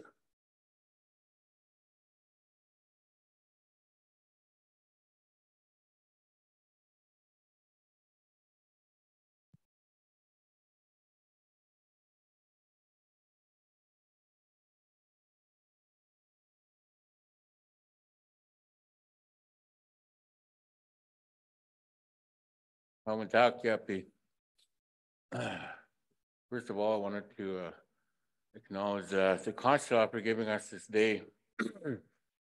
Never, as we know, life is short, that staff of life we have. I want to acknowledge the ceremonies yesterday to start this event, the pipe ceremony. And my name is Mato Hidaka. English name is Roger Redmond. We come from the Tatonkanage tribe up in Canada, specifically southern Saskatchewan area. Our tribe, our nation, consists of lineages through the Lakota. We have families that have direct lineage to Crazy Horse, and we also have families that are relatives in Sisseton. So I guess what I want to talk about today, and acknowledge that I know there's a lot of elders in this room, and I apologize, I'm a young man standing before you speaking. I've been a Itancha of our community for 23 years now. And I was fortunate to have elders talk to me about leadership, what it means, those laws that we carry, and the importance of our identity. You know, today we walk in two worlds today. We're walking that Eurocentric world, the Washita world, but we also walk in our traditional. And we're forgetting who we are where we come from. We're putting ourselves under that Oceti law, and we cannot do that. For us, up in Canada, there's nine Dakota and one Lakota. And two of the Dakota bands have signed self-government agreements with Canada. There's seven that haven't. 7 Dakota, 1 Lakota. So what our position is that we still retain our sovereignty. Our sovereignty is still intact. About 10 months ago, we signed a declaration stating that our sovereignty is still there. We still have those sacred laws, the ceremonies, and we live by those. My good elder over here, a ceremonial person that a lot of our community depends upon, you know, he practices those, the hamblechas, we still do that. And 10 months ago, when we signed our declaration, you know, we did it in our language. I want to thank Rick for giving me that, because I asked him about a year ago, how do you assert sovereignty? And it was straightforward in your language. Your language is the foundational base of sovereignty. So we did that. We had Red Wing help us, Harold Blacksmith and some of our elders signed that declaration. And that declaration is used as a foundational base of who we are. The declaration that we signed, we had we had Orville Looking Horse, we had Harold Soloway, we had our council, and we had 4 elders, male and female, signed that, who lived that way of life, who made the sacrifices and put the time in to attest that our people are still retain their sovereignty and our way of life. So by doing that, is part of a plan on how we wanted to move forward as a community, as a Teospe, is developing a foundational structure that incorporates our traditional governance to walk in these 2 worlds that we have today. A lot of time we get caught up in that genocidal view that they know what's best for our people. But we all know over the last 150, 500,000 of years that oppressive policies were developed to restrict our people. And I'm very grateful to the presenters that came forward to talk about the doctrine of discovery, to talk about our traditional governance, to talk about our sovereignty. Because those are important things on how we have to move forward as a collective. Right now, when we asked Orville to come and help us, and Harold, they presented our community with a chinupa. And it was for our community to use as we go forward. So we've been using that. 2 weeks after we signed that declaration, Canada come and said, we want to apologize to your people, the Lakota people. And they wanted to, in January, the Prime Minister is going to be issuing an apology to our people of how we were discriminated against, of how we were looked down upon when we were living within our traditional territories. In 1763, our ancestors were allies with the British Crown. We still have medals from that, 1763, King George III medal in our possession. War of 1812, again, there was medals given for allyship with our people. Again, medals were given, promises were made. So that foundational framework is something that we're using, and we're using it through a document called the Allyship Accord. Because as we know, government will change the wording to suit their needs.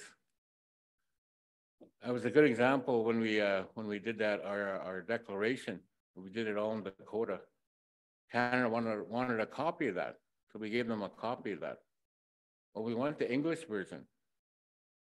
So we gave them a copy of the English version, but we said that if we do not define our declaration, they're going to define it for us, and they're going to change the wording.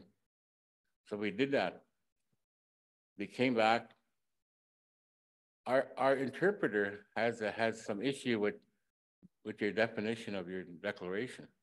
So they were trying to tell us that our interpreters were wrong. And this proves a point that the government are there.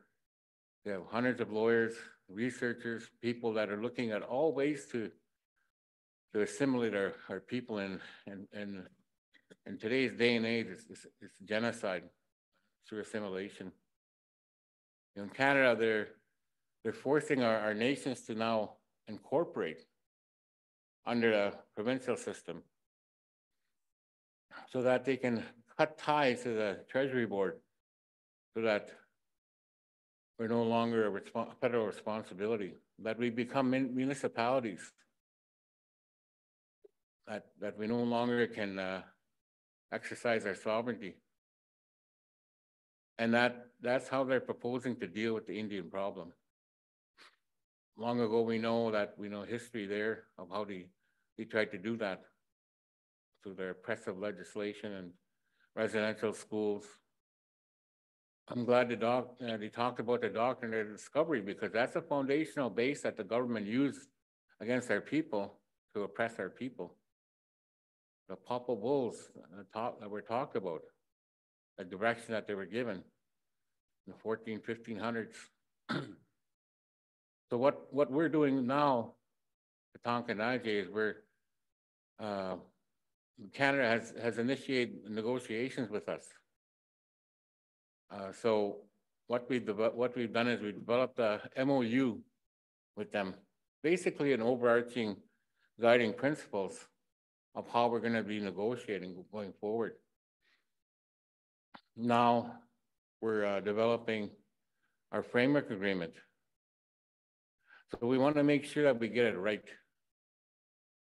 When those medals were given to our people, there was promises made that we would continue to be allowed to trade within our traditional territories. And today, that means economic sanctions. Economic sanctions as a nation. You know, I was up here meeting with the White House about 3 months ago in the Pentagon. There was a group of our leaders back home. We had 3 days of meetings. And what they're doing is they're looking at investing $7 trillion into Canada. And it's to access their rare source minerals, uranium, all the minerals they need for their technology, and to power the nation and the technology. And that's the extraction of the resources. Those are some of the things that we put within our framework, that we're not going to compromise the resources, the land, our stewardship role to Ochimaka, Mother Earth. When we signed that declaration, that was an oath we took as individuals, and we would still follow those laws. Going forward, with that it's something that we committed to. So as we were on our path, we started looking at ways in our community. When we do our affirmations, we don't put our hand in a Bible. We use that chinupa to tell the truth. That's our affirmation. So what we've done is we've started incorporating that offering of tobacco to our people we hire, to make that commitment that comes from here. that they're gonna help the people, serve the people. You know, my elders, which I've had really good teachings there, a lot of our people back home have come and participated Sundance and with the Whoop-de-Gat-Tioshpe, Mr. Sam Mooskamp. A lot of our people have are part of that, and they understand through that the teachings that that helped me become where I am today. We all have a purpose in life. Life is short. So we got to do what we can to make the best for our young ones and the ones to come. And this is something that they taught to me throughout the years. So that's the foundational base of understanding of where we're at, what we're doing. Going forward now, we have an opportunity to look at how do we incorporate our traditional governance into modern day. Right now, we have a perfect chance to do that within our framework agreement with Canada Department of Justice. We're incorporating riparian rights. We never gave that up. Our traditional territories, we never gave that up. The harvesting rights, we never gave that up. The resources, the land, we have a four points strategy. We're looking at the archaeological evidence on both sides of that border. The burial sites, for example. A lot of the ceremonies where they use red paint are documented archaeological evidence on both sides of that border. Those are connecting factors. That's factual evidence. The courts look at factual evidence. So we have that area we're looking at. The markings, the stickmen with their hands up. We know what that means. We're looking at the historical evidence. We have a gentleman by the name of Peter Gibbs, who's also helping us with the historical. The time of going back to 10,050, Hokia, I think it's called, the city that mass city of trading on the Missouri River, and how that led to the migration back and forth within our territories. We had the oral testimony by Orville and Harold and some of our elders that are going to be giving. Oral testimony now is being recognized in federal courts. There's a lot of precedent-setting cases now that are changing the way the rights of the indigenous people are being recognized now. The world, United Nations, UNDRIP, back home, they're looking at incorporating, we call it co-development of legislation with First Nations to recognize UNDRIP. As I was driving down here, I got a call from a reporter wanting my view on what I've seen as the new legislation that they're putting on our people, supposedly working with our people to incorporate that. A lot of time, they took a shot at it about 6 months ago, and it wasn't co-developed. They developed the legislation and tried to force that on our nations. So we said, co-development isn't what we see it as, what you're talking about. So they went back, and with us, we have 3 bands in Saskatchewan that are not treaty, and the other 71 bands are. So for us, not only have we been discriminated against by the government, but we've been discriminated against by other nations, looked down upon, never afforded that opportunity for land base. We've always been called refugees, stuff like that. So this apology that's going to happen in January, as a minister or prime minister is going to be talking about, is to correct the historical wrongs of how our people were treated when we were actually living within our traditional territory. Now, we have to look at we're tasked to implementation of systems of regaining our sovereignty. You know, how do we do that? So there's a number of ways that we're incorporating right now. The trade, there was a court ruling within the Mohawks on the portability of rights. And they took the same arguments as us because they were also allies with the British Crown, and they're not a non-treaty land. And the courts ruled that the Quebec province could not apply their laws because the Mohawks used those arguments that they were promised trade within their traditional territory when we fought alongside the British Crown. So, you know, there's case law now that are coming in support of our position. And what that means is the portability of rights. You know, we were forced onto lands, on our pieces of land. We were forced to operate traditional territories. We weren't allowed legal representation. We weren't allowed to vote. All these things, you know, were forced upon our people. So we have to come up with a bigger plan of how we need to work together.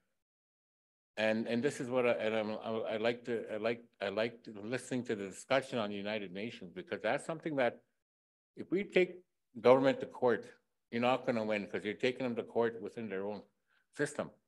They'll create a law to supersede that law. You have to elevate that to the next United Nations. Human rights.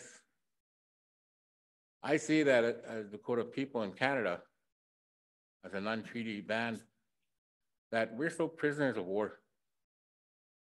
We're still forced, that Indian Act is still forced upon us, dictating to us on how we need to govern ourselves, how we need to elect our leaders, how we need to determine what's good for our people. We all know the government has failed that, because they don't understand our process of kinship, our laws, our values. These are the things that we talk about, I talk about, and the elders have talked to me.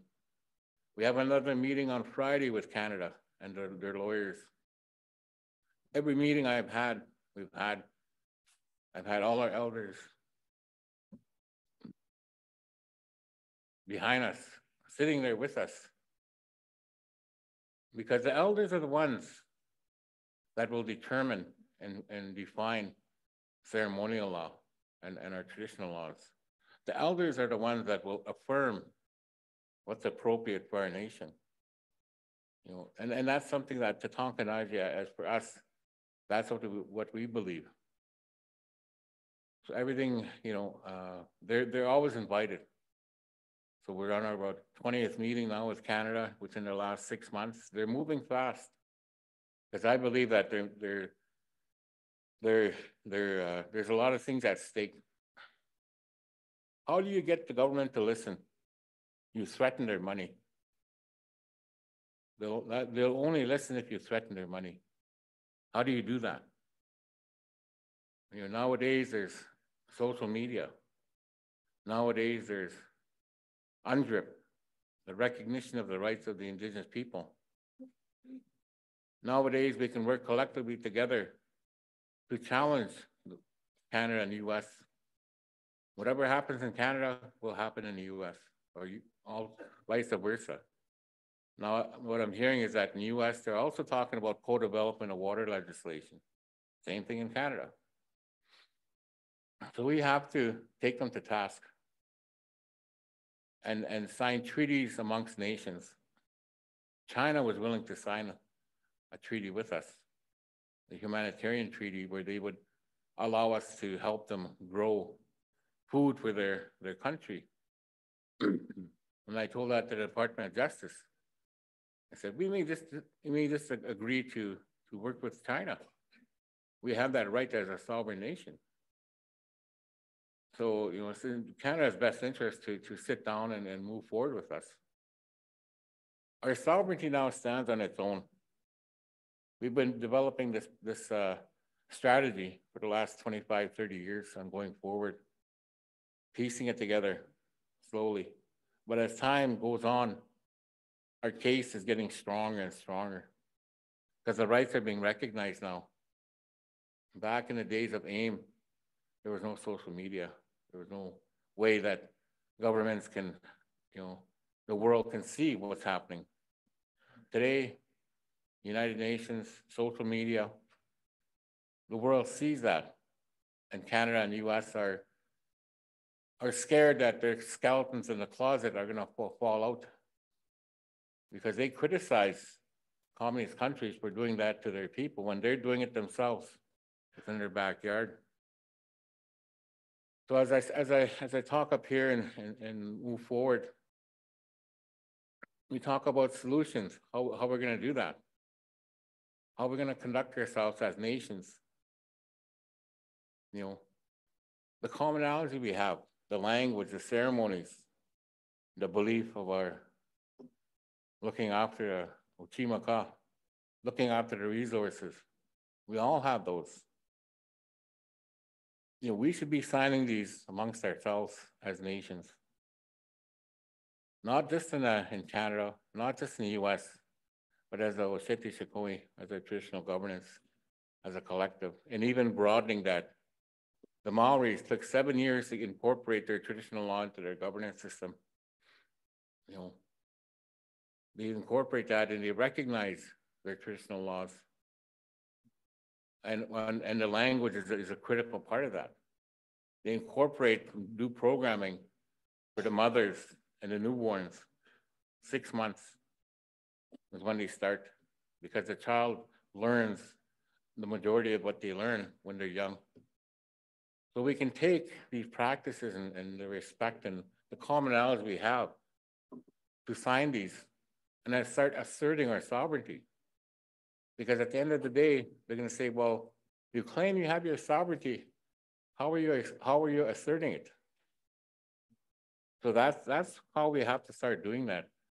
Start thinking ourselves as nations and developing our own mechanisms to address the people's needs and how we can work in those two worlds, incorporating mechanisms for Treasury Board, for our own funding, healthcare, same thing, Governments are putting money into the provinces in Saskatchewan.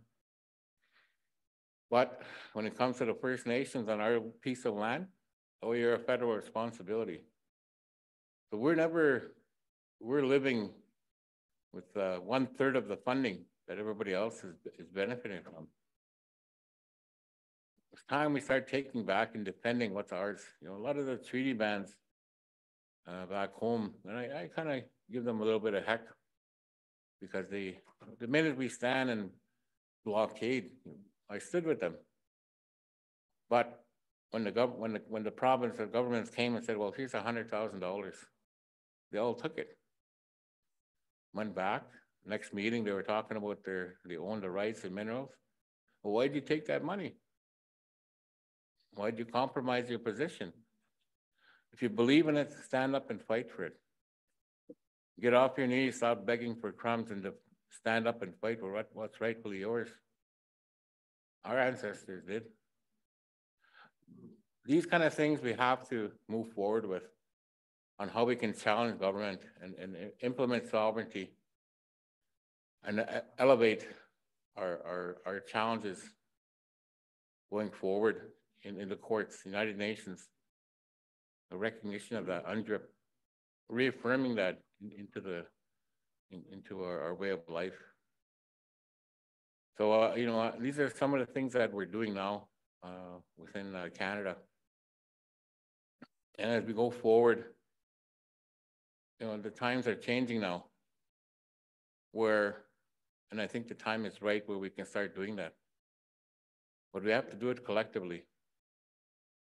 And that's something that I wanted to share with you. That's kind of where we're coming from. And I know we have Louis, some of our council here. our elder, because it gives us a better understanding of that foundational base when we want to incorporate that traditional governance and how we have to structure ourselves, and gives us ideas on how to do that so we can move forward for our children. So those are the things that we talk about, how we're going forward, and we're trying to not to define ourselves in a process, because any government process that's their process. If you enter into negotiation with government or talk with government, their process is going to chop away at your rights to where you have nothing, limited, very limited. Everything's on the table, should be on the table for negotiations. The government's doing that themselves with Canada and the US. They're regurgitating treaties that were signed to benefit themselves, the treaties that were made amongst them. Why can't we do that? Why can't our treaty brothers and sisters do that? Government's doing it, renegotiating their treaties. Canada's doing it. Our ISD is called. And that's where a lot of the, but that's where they're coming out in the harvesting rights. It's called cows and plows in Canada. But what it is a mechanism to give up the right to harvesting, give up the right to the resources. Yes, a lot of those nations members are getting 40,000, but they don't understand that what they're giving up, what they're giving up the land. And there's ways that you do not have to give up the land or the resources. We should be empowering ourselves with mechanisms that we can control. You shouldn't have to follow North Dakota law or South Dakota law. You should be following your own law, your own mechanisms, your own permitting systems. Child welfare, for example. We say that we need to meet the ministry standards, child welfare. Well, what are those standards?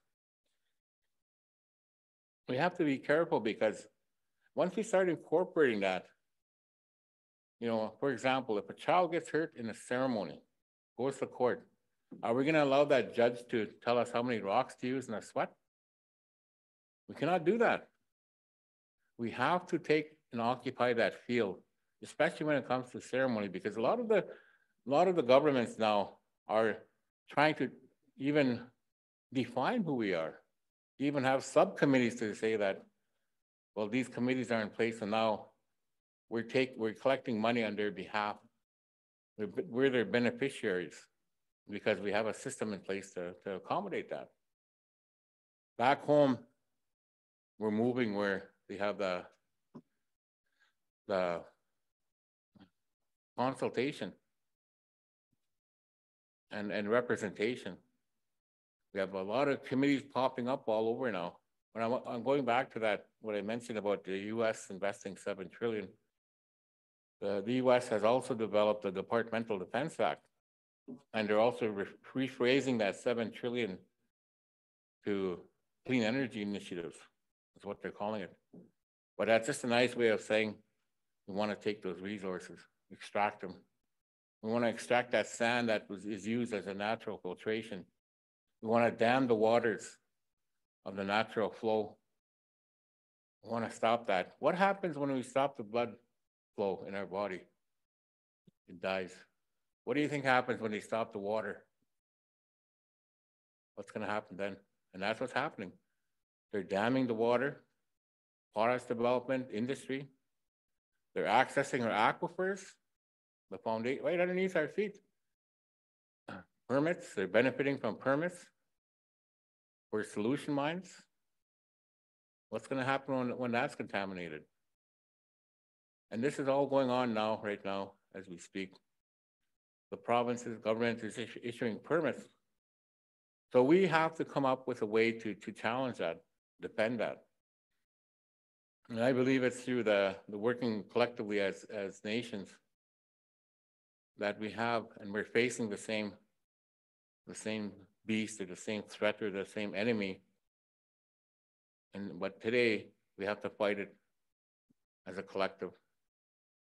Use social media, use as much as we can international law Because Canada, US don't want to be looked down upon by other countries and shamed because of what they're doing and how they're treating our people. And today, they're still treating us as prisoners of war. And genocide is still happening to our people. So we have to look at how we can incorporate education, health, and mechanisms to be functioning and at the same time, recognizing our traditional foundational base of our traditional governance. And that these values, where they come from, how we implement those in today's world. So I know that I'm very honored to be here. Honored to be in your territory, traditional territory of the Lakota. You know, and I come as an ally, as a friend, as a relative, to come and speak and share and hear your knowledge and your experiences, because we can relate in Canada. You know, we go through the same issues. So, you know, but that's where we're at, where we're negotiating, when we're trying to incorporate as much as we can into our framework agreement with Canada, so that we take the good from what the Wasichus do and use it against them. Another issue, another example of exercising our sovereignty. I have my good friend there, Keith. He developed a curriculum, a high school curriculum that's recognized within the education system. They recognize that, and it's all about the sacred laws, our laws and our values in a Wasichu school.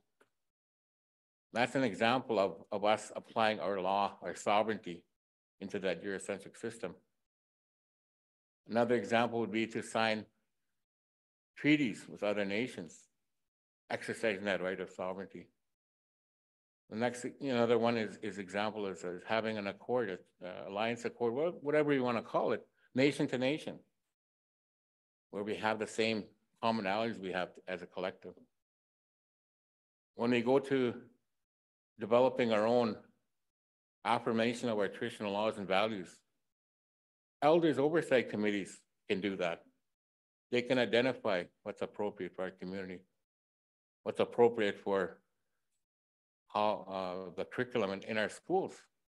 I had one of our elders do that, and she's gone now, but our school, our class, one of our teachers were at the Chinupa. They were coloring the Chinupa, and she said that that's a sacred object to our people. It's not to be put out there. You have to respect that. So they didn't do that, because of what she was doing was she was reaffirming curriculum in our school and attaching that to our belief. So we need to do that, and we need to develop our own systems and affirmation and assert the sovereignty through that, through our geospace structures, and it's always good to get as much information as we can to help us. So that's kind of a quick summary of who we are, where I'm from, and who we represent. And so I just want to share that much with you, and thank you for your time. Homatakas.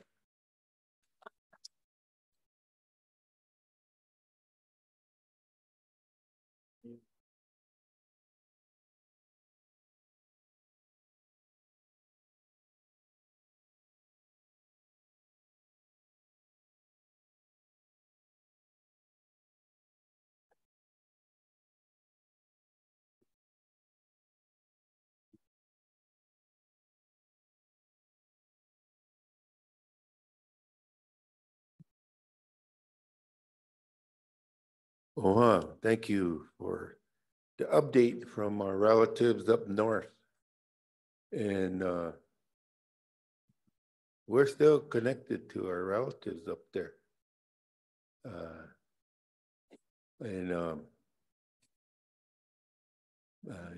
It's that connection and that we have as relatives. So, so yes, Why not start a trade agreement within our tribal nation? We could trade with each other, and then we could expand that trade outwards. And that will be a beneficial to building an economy for us and beneficial to our children and our takojas. Yeah. Okay, so we have one more presentation before lunchtime, and this is a water rights update. We have Sid and Doug and Peter. Wana ihantu tokilalabho. It's time.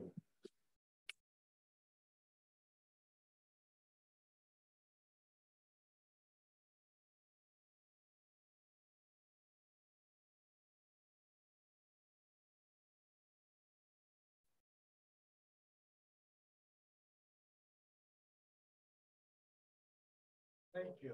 Thank you. Thank you. My name is Syed Haq. I'm the Director of Water Resources for Rosebud Sioux Tribe. I'm supposed to have Doug Krogost from Standing Rock Sioux Tribe. He just called me and told me he's a little bit tied up with the basketball game. So he said he'll try and make it if he can. And the attorney, Peter Capicella, who's supposed to be making the main part of the presentation, he's tied up with writing some comments on the DAPL, Dakota Access Pipeline. They have done an environmental impact statement, and we have to make comments by today. So he is really working hard to make some comments opposing that environmental impact statement that the Army Corps of Engineers has developed. You know, after the project is done, I still remember Army Corps of Engineers, the colonel, he came down to Rosebud Reservation and met with the tribal president and myself and some council representatives in our conference room. And the colonel was telling us that if we have any comments on the environmental impact statement, and I immediately raised my hand and said, you know what, the project is already done, and you are coming to Rosebud for comments on the environmental impact statement now. How's that possible? You know, it's putting the cart before the horses, you know. And, you know, he was dumbfounded because, you know, he didn't realize that we were going to pose that question to him that, you know, what comments now? So they are now doing another environmental impact statement and making the tribes to comment now. Again, the project is already done. The pipelines are under the Missouri River, has the potential to contaminate our water resources. So, yeah.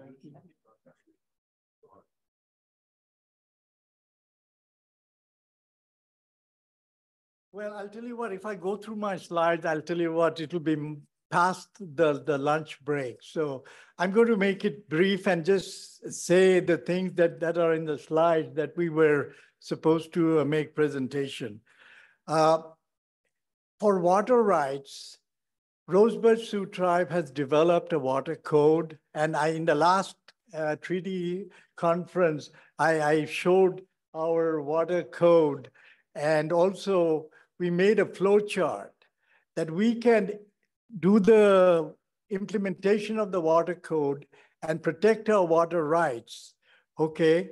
But we need some support from the Bureau of Indian Affairs, from the Army Corps of Engineers, from the Environmental Protection Agency, from, you know, from the different federal agencies that can help the tribe to make sure we can enforce the water code. Now, if I could show the slides, if you could keep on going, you know, there's one slide where I could show you, there are about 90 center pivot irrigation systems on Rosebud Reservation. And guess what? The state of South Dakota has issued permits on about 78 of them. So this is the aquifer that occurs on Rosebud Reservation that we protect. Now, if you go to the next slide, please. Yeah, the next one, please. We have to understand that for protection of our resource, there are 5 pillars for the protection of the resources. If you go to the next slide, please. See, these are the 5 pillars. We have to do the assessment. So the maps that you saw, we developed an assessment plan based on information that we derived by drilling 28 monitor wells on our aquifer on Rosebud Reservation. We also monitor the water flowing through our Little White River and the Keapaa River. And then we evaluate all those information. Then we monitor. How do we monitor? We monitor the water table fluctuation in our monitor wells once a month. And we also monitor the water flowing through our rivers once a month, okay? So, and then we protect. And this protection is where we come into play for today's discussion, water rights, okay? So for water rights, if we can implement our water code, we'll be able to protect our water rights. But you know what? The state of South Dakota does not acknowledge our water code. We have hand-delivered our water code to the governor's office, to the secretary, DANR, but they have not acknowledged our water code. Oh, thank you so much. Appreciate it, yep. Oh, what did I do now? Oh, I must be the,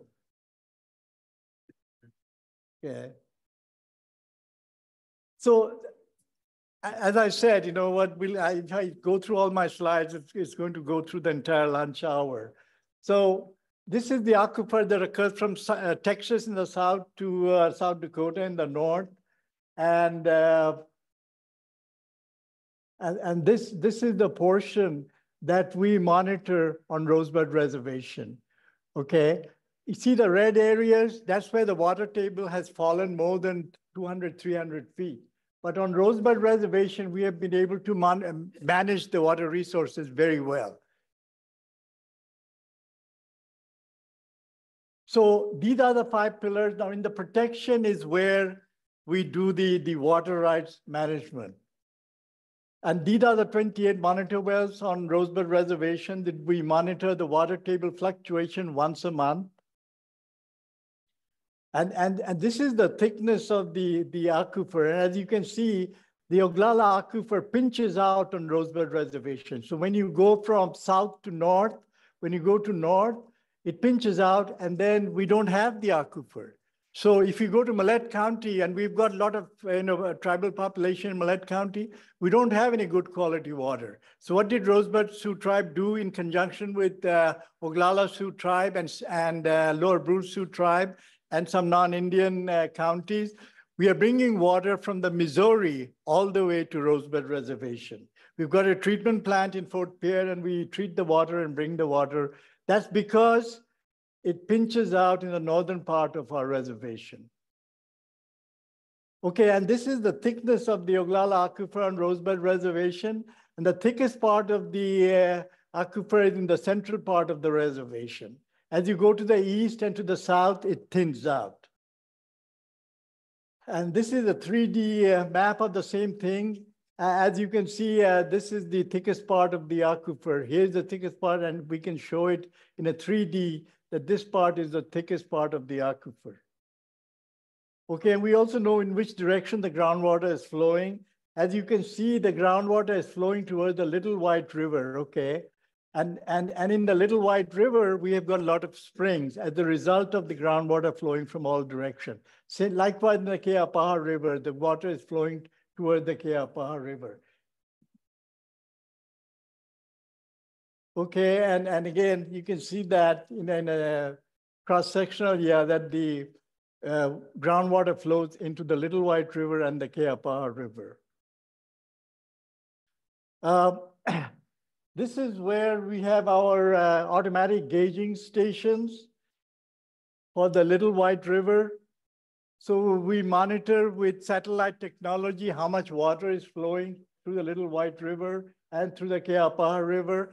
Now, you know, one of the thing is we monitor how much water is flowing over here, and then we monitor over here. And if this amount is not greater than this amount, then we're in trouble. That means this river is a losing river or an influent river. We're in trouble. So this is a simple technology that exists, that you monitor when it enters, when it leaves the reservation. And if it is a gaining river, it gains from the groundwater system.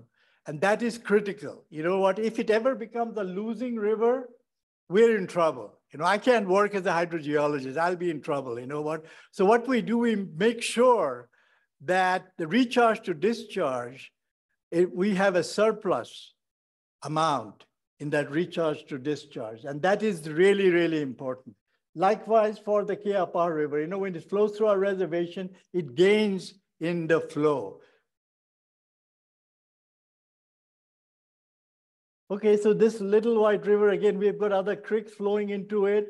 So we determine how much water is flowing from the different creeks into the Little White River. And then we generate net, you know, flow of the river. And that is always a plus amount, which is a good sign.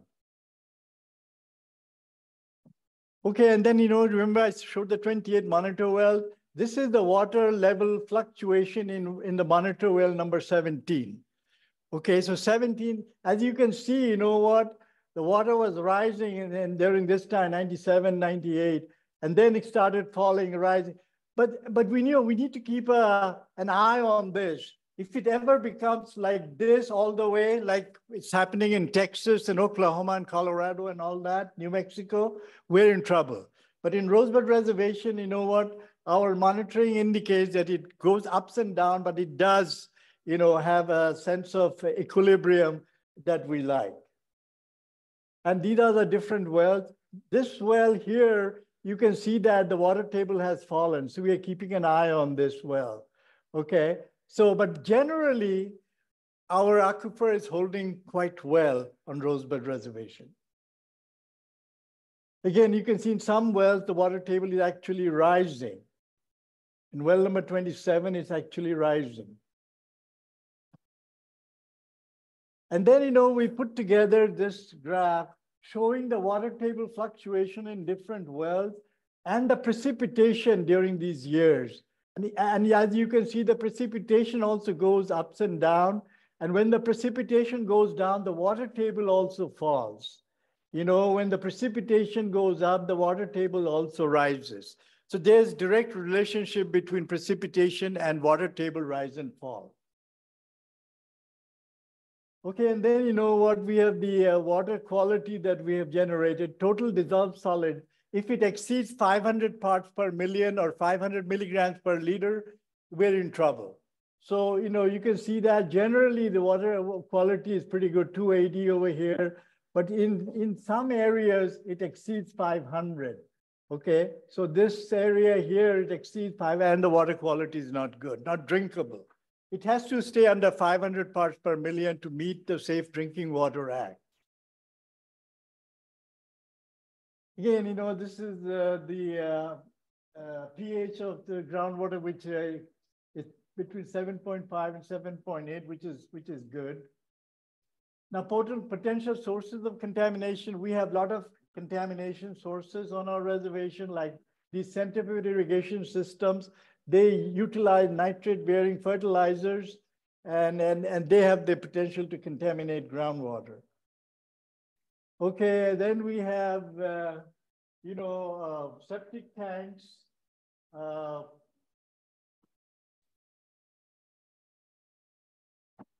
Then we have, you know, groundwater has been contaminated by hydrocarbons in this area, in the city of Mission, by nitrates in this area and arsenic in this area. So we are keeping an eye on these plumes, you know, how they are expanding or they have the potential to go and contaminate our production wells. So that's something, you know, we have to keep an eye on. Okay, and these are the center pivot irrigation systems. And this is the slide that I wanted to show today, really. There are about 92 centrifuge irrigation systems. And like I said, 78 belongs to the state of South Dakota. Each of these red dot is a centrifuge irrigation system, and the permits were issued by the state of South Dakota. You know, something that we are opposed to it. You know, we say we've got a water code. We need to offer these permits to these non-Indians, but they don't acknowledge our water code. They don't acknowledge our office. They go to the state and they issue water permits on our reservation. What our office is doing, believe me, you know, not much control. All we are doing is we are just keeping an eye on it. If it ever goes to a point where the water table fluctuation goes really down, I'm going to quit my job because, you know, there's no way I can work if the water table is falling and the population of Rosebud Reservation will not have, you know, safe drinking water. What good is it for me to work over there but do I have much control? No, not much. But I'm just keeping an eye on it, you know, and doing a budget every year to make sure that the recharge to discharge is doing okay. And the state of South Dakota, I'm going to be candid. Their hydrologists are friends of mine. They went to School of Mines with me, so I know them. And they will, you know what, share that information with me. They do an evaluation also. When they issue a permit, they make sure that groundwater is not mined. They also have a policy of non-depletion. So that's something I like, you know, and I keep an eye on that, but I make sure that what they're saying is what is being in the field. So that's my job, my technicians, my office. We keep an eye by monitoring, you know, we monitor that the Little White River is a gaining river, that the Keapaj, if it ever becomes the losing river, I cannot work. Okay, it'll be tough for me to work because, you know, how do I justify to the tribal council that, hey, I'm working as a hydrogeologist and there's no water to work with? So, you know, I'm just being very lucky, I would say. Rosebud Sioux tribe is very lucky that the precipitation to discharge, it is in good shape as of now. Okay, so, you know, this is the red, oops, sorry.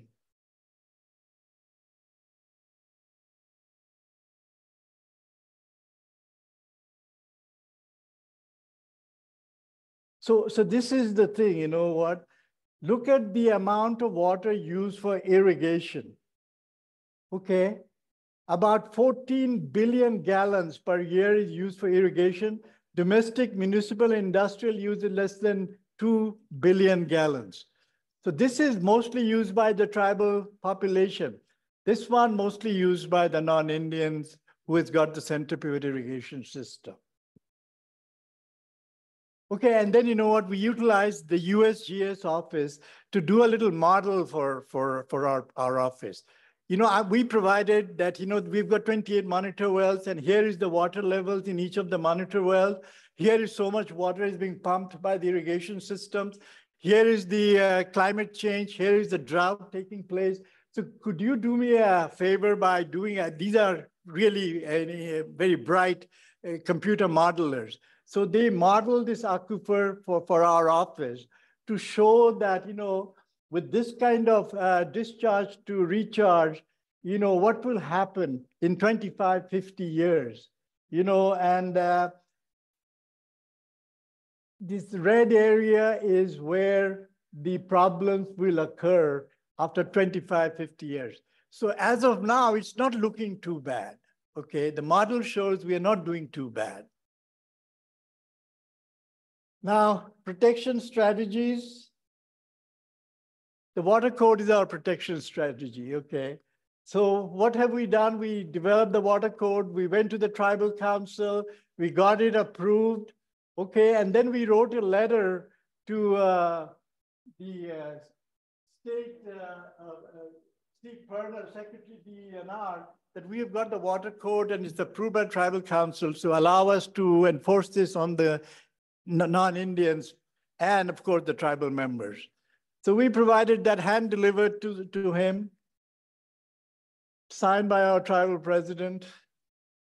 But you know what? It has hit deaf ears. It's not making any progress at all. Okay, the recharge area.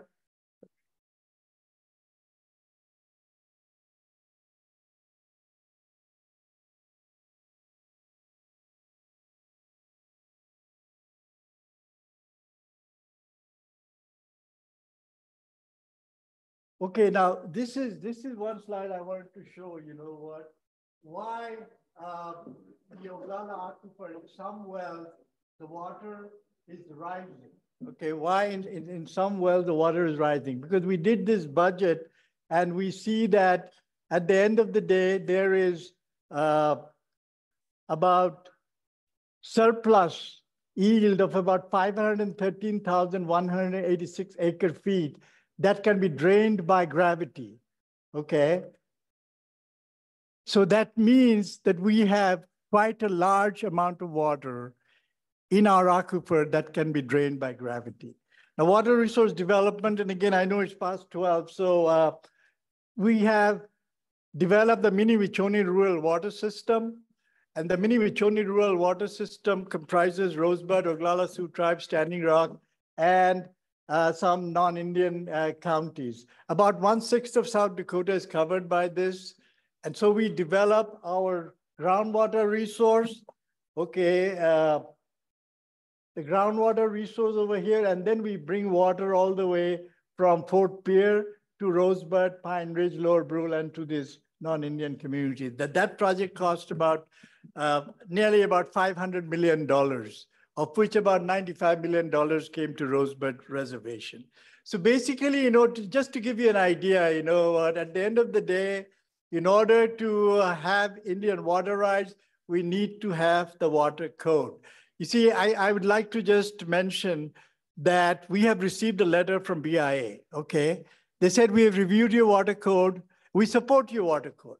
We are not going to approve it, but we're going to support your water code. So what it means is at least better than nothing, right? We are expecting the same from the US Army Corps of Engineers and from EPA and all that. Why we need that? Because we want to sit down with the state of South Dakota, okay? And if we sit down with the state of South Dakota, and if we have the federal agencies side by side with us, supporting us, it will strengthen our case and we might have a better shot. So we are expecting that. We got a letter from BIA supporting this. So now we submitted to BIA that here is what we need, $671,000 to have a water rights office. So we submitted that proposal to BIA, where we are still waiting for BIA to respond positively so that we can have a water rights office on Rosebud Reservation. So that's where I'm going to end. You know what? I've got more slides to show, but I think it's past 12. So I'm going to end that. If you have any questions, quick questions, you know, that I may be able to answer, please. I have a quick comment. Yes, please. Is there, you know, anything that the treaty councils can do, you know, to help with the situation? Let us know. But my recommendation is to issue, have the IRA government issue a eminent domain within the Todd County, and that way we can enforce our own law over this. The state of South Dakota has no business issuing permits within the reservation. So maybe I'll have Andy Reid take a look at that, how we can do that. Absolutely. Phil, thank you so much for this. You know, and I had a slide, I wish I could show that, where I have a flow chart showing, you know what, that from my office, we can enforce the water codes very easily, but we need help from BIA, EPA and all that. And on the left-hand side, I have got the treaty office. You see, the treaty office will complement our office to show to the state of South Dakota why we need to assert our jurisdiction over Indians and non-Indians. And that comes from the treaty office. And you know what, Phil, that's in our flow chart. And when we sit down, I also told the tribal council that, you know what, when we go to for lack of a better word, to fight the state of South Dakota, losing is not an option. I even recommended that you need to hire better hydrologists than myself in order to go and fight with them. Because like I said, losing is not an option. We need to have the best attorneys, best hydrologists, best engineers. We need to go well equipped. Because if the state of South Dakota takes us to state court as a result of the McCarran Amendment, there was the McCarran Amendment in the 1950s that says when there's jurisdictional conflicts between the state and the tribes, they need to go to the state court. You know, and then I said, you know what, it's foxes looking after the hen. You know, we're going to fight with the state and we go to the state court, doesn't make sense. So again, these are things above my head. I told the council, tribal council that, look, when we go to fight, we need to go fight and losing is not an option. Okay, but Phil, your point is well taken, absolutely. Any other questions or, yes, please. Use the microphone on your table and identify yourself. Are you still getting federal dollars or state dollars? No, just federal dollars. Could you Because identify that- yourself? Because that really a relationship is between the tribal nation and the federal government, not the states. Yeah, we get no money from the state, you know what? As a matter of fact, only about 4 or 5 weeks ago, the state of South Dakota issued a permit within our reservation. They sent it to me. I looked at it and I said, you know what? I don't want to, you know, I just want to say one thing. We want to issue the permit ourselves, send this non-Indian to our office so we can issue the permit. But they said, well, you come down to Pierre. I said, no, I'm not coming to Pierre. I just said flatly no, because, you know, that's not, the jurisdiction doesn't go over my office.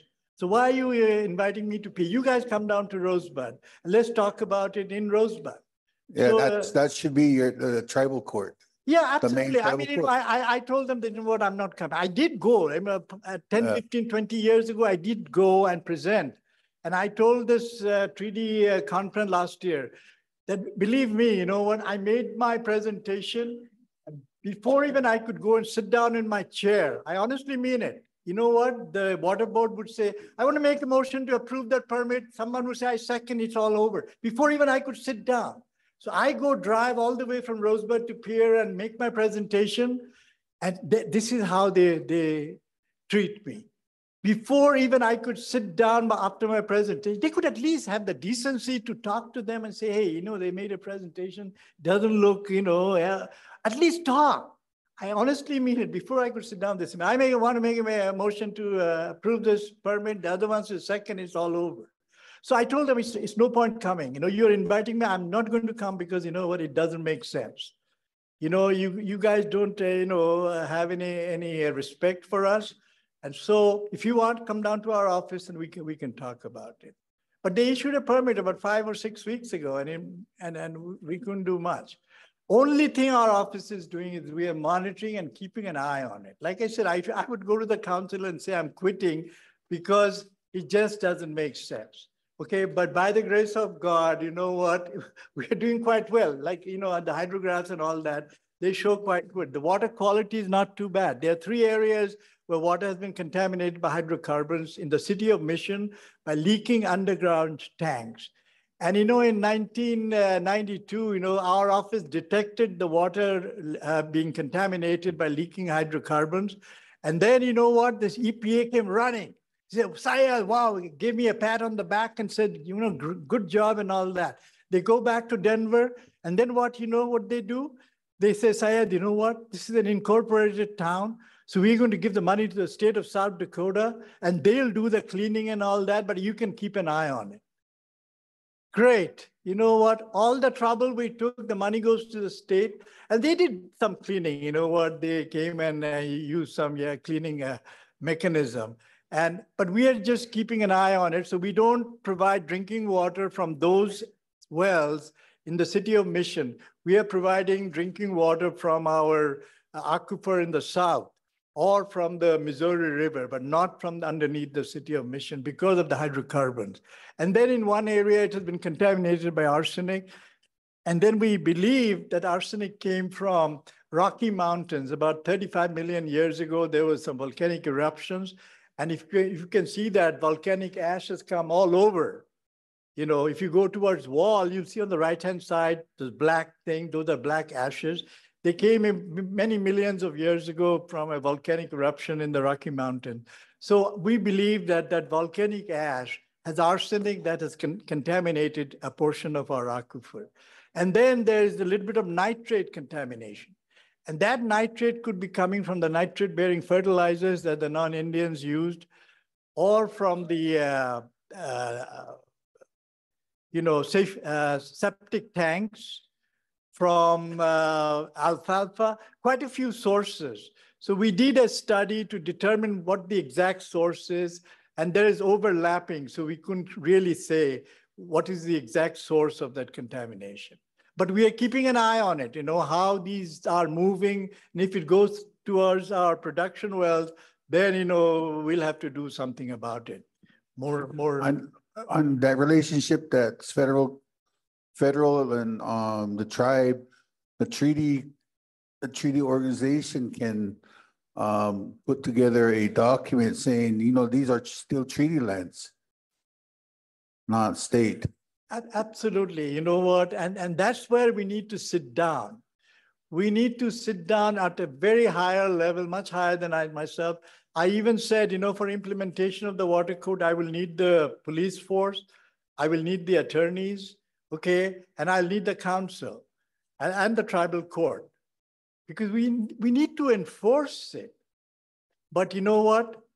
The one danger that we see is that if we try to go and enforce the water code and they take us to court and then we lose, it's a huge loss. So, I always say losing is not an option, but you know what? What if they take us to the state court or even to the, Supreme Court? You know what? With the composition now, it's scary. So do what we are doing right now. Unless the council tells me, tribal council is the authority. If they want to go and I'm gung-ho, I said, yeah, you know what? We need to. Time is coming. With climate change and drought, you will see that someday somebody will be standing here and it will show that the water table has fallen like this. So at that time, that person, I hope it's not me, it's going to be in real big trouble. That's because the recharge will be impacted by climate change and drought. And suddenly you'll see there can be synergistic effect. Synergistic effect is 2 + 2 makes 4. Sometimes 2 + 2 can be 5 or 6 because it can fall suddenly. And if the water table starts falling suddenly, then we're in trouble. You can't get it back, easily. It's a very complicated affairs there. You can see that Texas and Oklahoma and Colorado, you go there, you saw the red areas, water table has fallen 100 feet, 200. They didn't keep an eye on it. And I'm not saying that we are too smart, but the fact of the matter is we are keeping an eye on it. It's just simple thing. Every month we've got technicians who will monitor the water table fluctuation by putting a water level indicator. But right now what we have done, we have installed satellite technology on 15 of those monitor wells. So I can now monitor from my smartphone, from my laptop, from my computer in my office, how the water table is fluctuating on a real-time basis. You see, I want to do it for all the 28 monitor wells, looking for some money from BIA. If we get it, we'll install all the 28 monitor wells. Now that will give real-time data on the water table fluctuation. But you know what, someday, I hope it's not 10 years, 15, but this water table is going to go down and then we won't have drinking water. And then what happens to the reservation? You know what, they talk about adaptation. We don't have an adaptation, alternative. Okay, the state has an adaptation alternative. You know what, they've got many, many different aquifers. They can always pipe their water from different aquifers, but the Rosebud Reservation, our only source is this Oglala aquifer, the northern tip. And if we don't manage it well, we'll be in trouble. Velma, beetje uitgaan.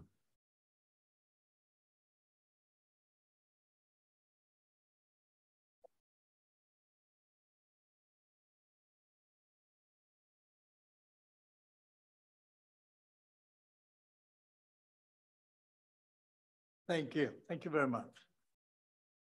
Thank you, Syed. I didn't mean to interrupt you. Syed is the only Indian in the room. The only full-blood Indian in the room. Thank you, Syed.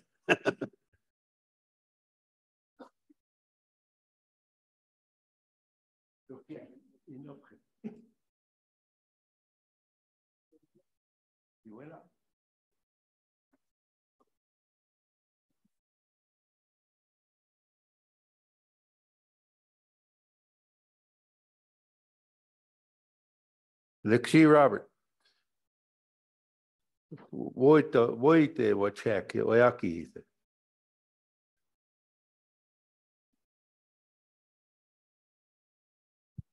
Una mani sabia wanke. Ni na lochi.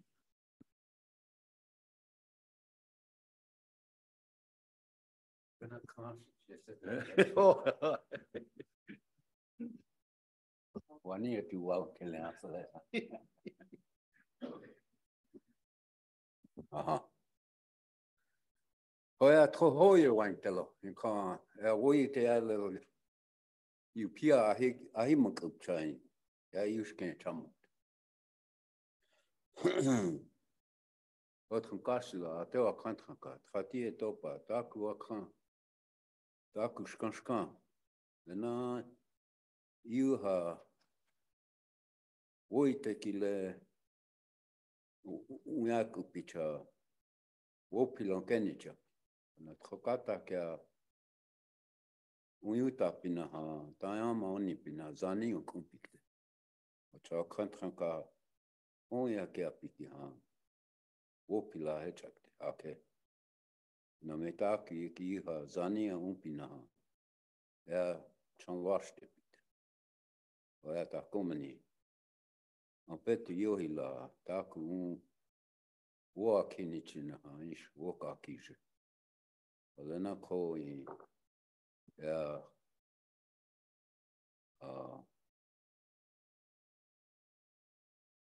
pushea najut. O ya chitu. Taku yas.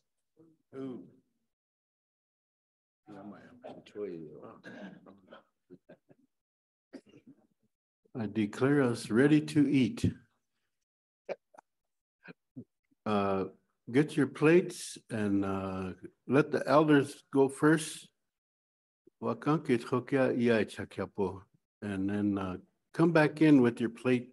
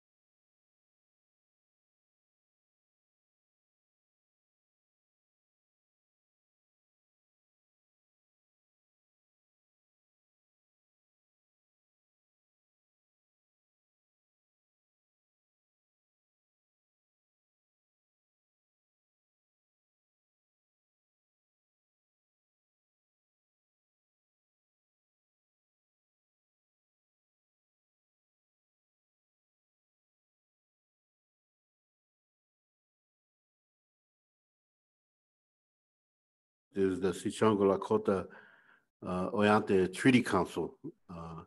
I have Claude Tualk is here, Philip Little Thunder, Keith Horselooking, Season Sunhawk, and Delano Claremont are here. Rose Stenstrom is here. So those are my bosses. They feel free to chew me out. That's good, you know. Remember when you're younger and Unchi or Kaka and chew you out, you can't say nothing. You have to keep your mouth closed and take it, all of it. You never mouth off to your elders. So luckily, I didn't get chewed out, or I didn't get chewed out today. I don't want to get chewed out, so you help me not to get chewed out. Yeah. Earlier, well, Lita's likes to chew me out, and I can't, you know, argue back. I have to listen. But thank you. I want to say a special thank you to Honor the Earth. Crystal Tubus is here. She sponsored many of the majority of the costs of this conference. And I'm very happy to announce that she'll be the sponsor for next year. So that's good news. So it was great to work with her and her crew, Ampo Jensen. She really worked hard for us. So they provided honorariums and some rooms and for the elders and presenters. Also, later on, I think we're gonna hear about Wild 12. Wild 12, you see in the packet, is the Wild Foundation. The Wild Foundation has a annual, every 4 years, I believe, they call it the World Wilderness Congress. So if you looked at the cover page, that's I wanted to remember the wildlife. So that's kind of setting the tone for Wild 12, which will be held in right here in Rapid City at the monument. We're expecting 2,000 to 3,000 participants from around the world in August of 2024. So the Treaty Council is very busy trying to bring unity to the Chesapa and Oceti Sakowin territory. The strategy behind that Wild 12 is to tell our story around the world, tell our story about the treaty rights of the Oceti Sakowin. You know, and we mentioned earlier that we talk about the great Sioux Nation, but actually we're not Sioux.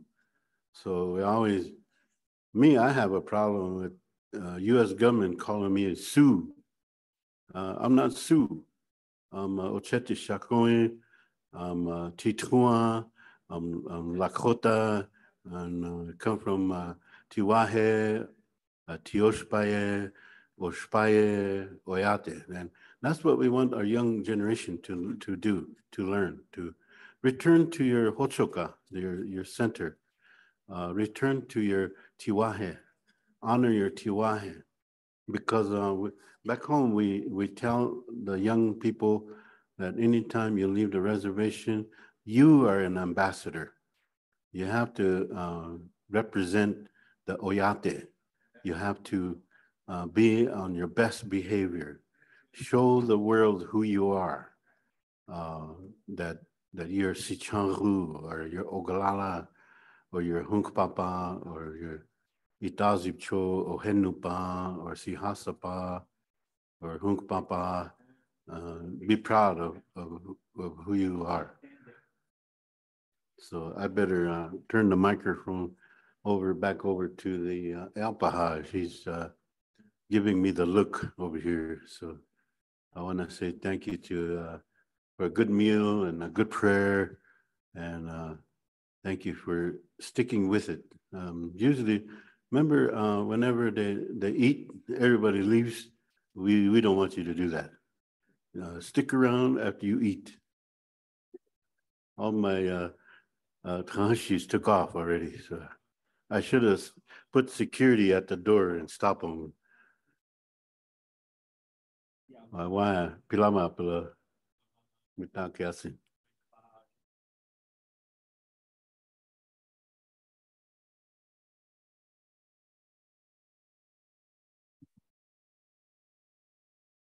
Oh, Phil, Wopila.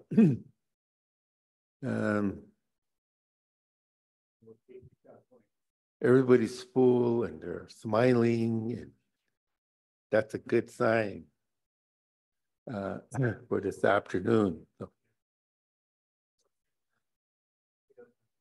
we covered a lot of topics this morning, and I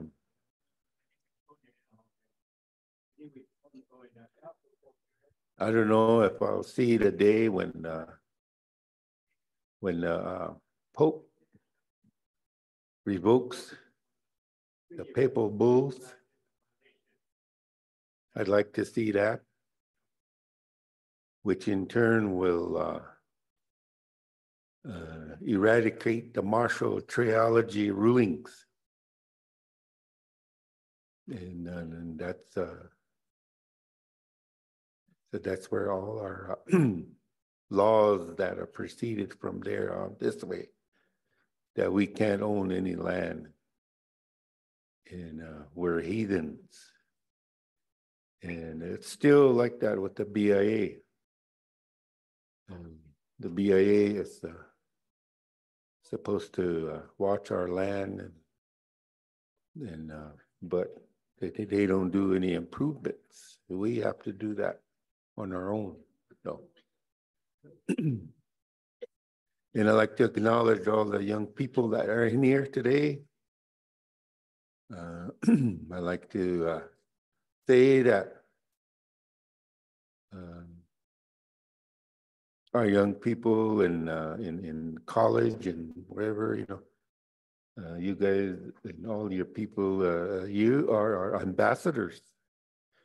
If you look at it that way, you collect information, and wherever you go, you do your best to represent us as a Lakota nation, the Dakotas and Dakota nations. And the world, it seems like the world hungers for traditional knowledge now. What our ancestors already knew, that's just coming out. And so it's going to be up to our younger generation to be the best ambassadors that they could be in representing us and coming and putting it into our hearts every day.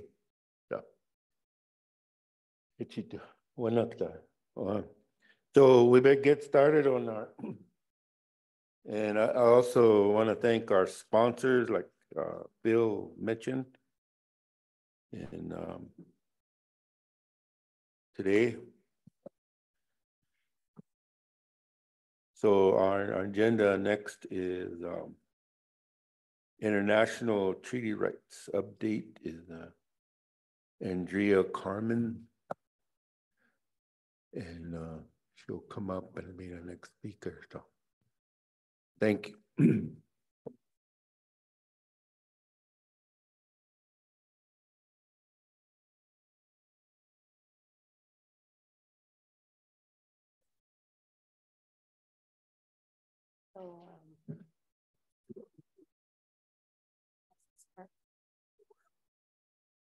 I have a clicker?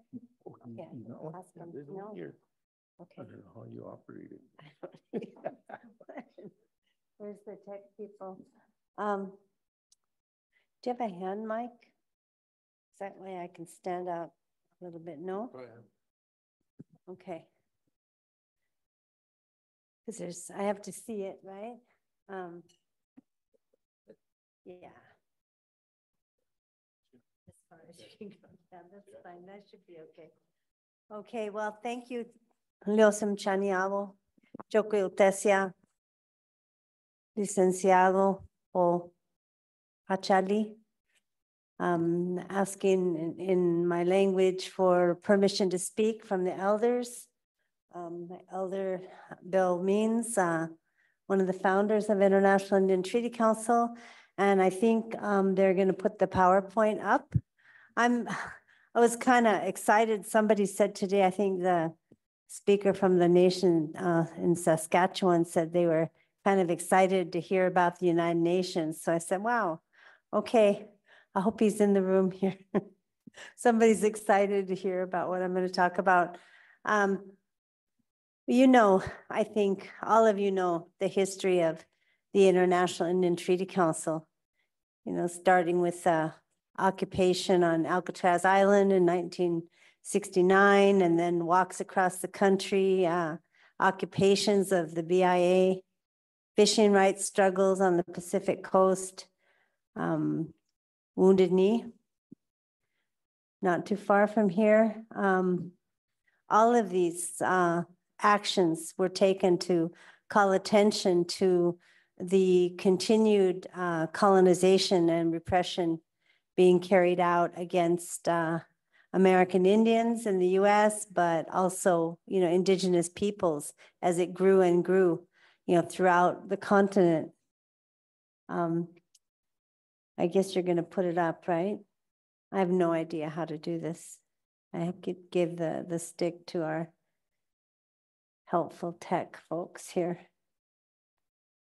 But as we all know, and we even been talking about to this day, there was no justice that the indigenous peoples that had risen up and organized and occupied could find within the colonial justice system. So I wanted to show the picture here. The founders of the International Indian Treaty Council almost 50 years ago, June coming up this next year, on Standing Rock gave the mandate to some of the younger ones, the organizers, to find a place at that family of nations, as treaty nations, to find a seat at what was called the United Nations. I'll wait a sec while you find the PowerPoint, because I got some cool pictures to show you guys. And plus, I think they want the people listening on Zoom to be able to see it.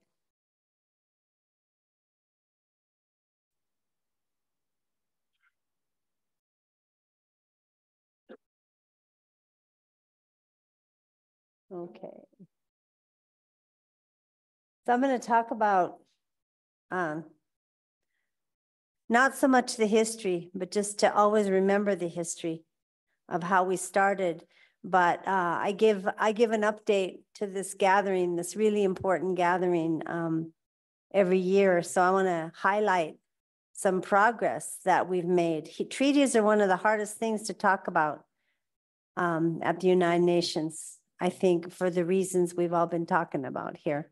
If you think about it, you know, 3 of the 4 countries that voted against the UN Declaration on Rights of Indigenous Peoples when it was adopted at the UN General Assembly back in 2007 were Canada, the United States, and New Zealand.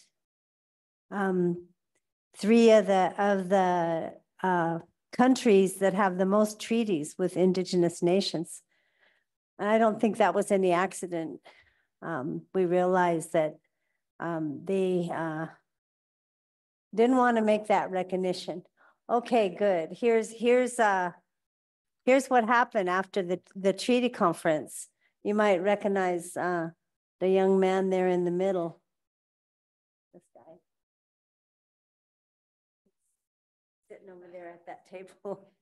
But it was in 1977. Took about 3 years to organize. Oops, it went away. Okay. To organize the first entry of indigenous nations into the United Nations, because it had never happened before. Back at the League of Nations, 2 treaty leaders, Descahe from the Haudenosaunee and Ratna, a spiritual leader from Aotearoa, New Zealand, both went independently to the League of Nations in 1923, 1924. That predated the United Nations, but it was still based in Geneva, Switzerland, and looked for a seat as nations at that gathering. And they were not even allowed in the building. We just had the 100th anniversary in Geneva. The Haudenosaunee spearheaded it, but everyone participated back in the summer. 100 years since Descahe of the Haudenosaunee. The Cayuga Nation came first to the international arena and was not able to get in, not even get in the door. So this was a historic moment in 1977 when your nation, your nations, and other indigenous nations led the way, marching into the United Nations as nations and nations with treaties. And the 1868 Fort Laramie Treaty was the document that the International Indian Treaty Council took into the United Nations when we went in there for the first time. I'm just giving you a little bit of background before I get into the recent developments. This is not working. We're having technical difficulties. So you want to change it for me? I'll just say, please change.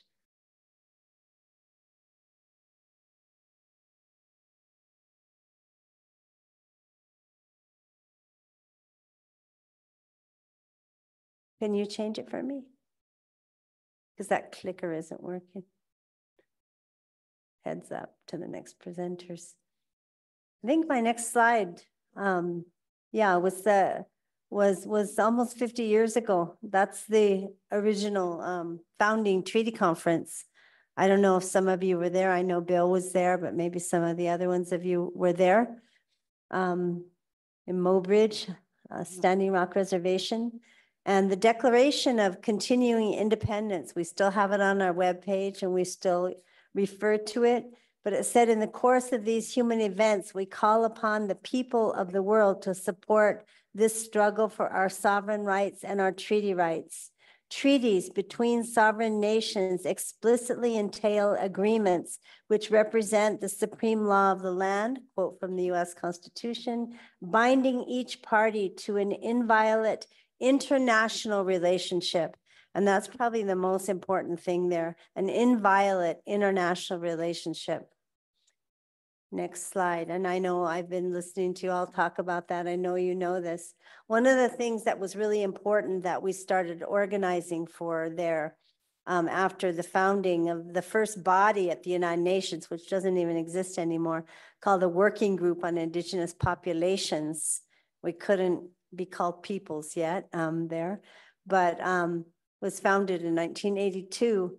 Our good friend Miguel Alfonso Martinez, who came to this territory, he went to our friend Tony Blackfeather's house and other places to talk about treaty rights. So he's a diplomat from Cuba, but he became what's called the UN Special Rapporteur, which means a human rights investigator. It's a fancy word, that's what it means.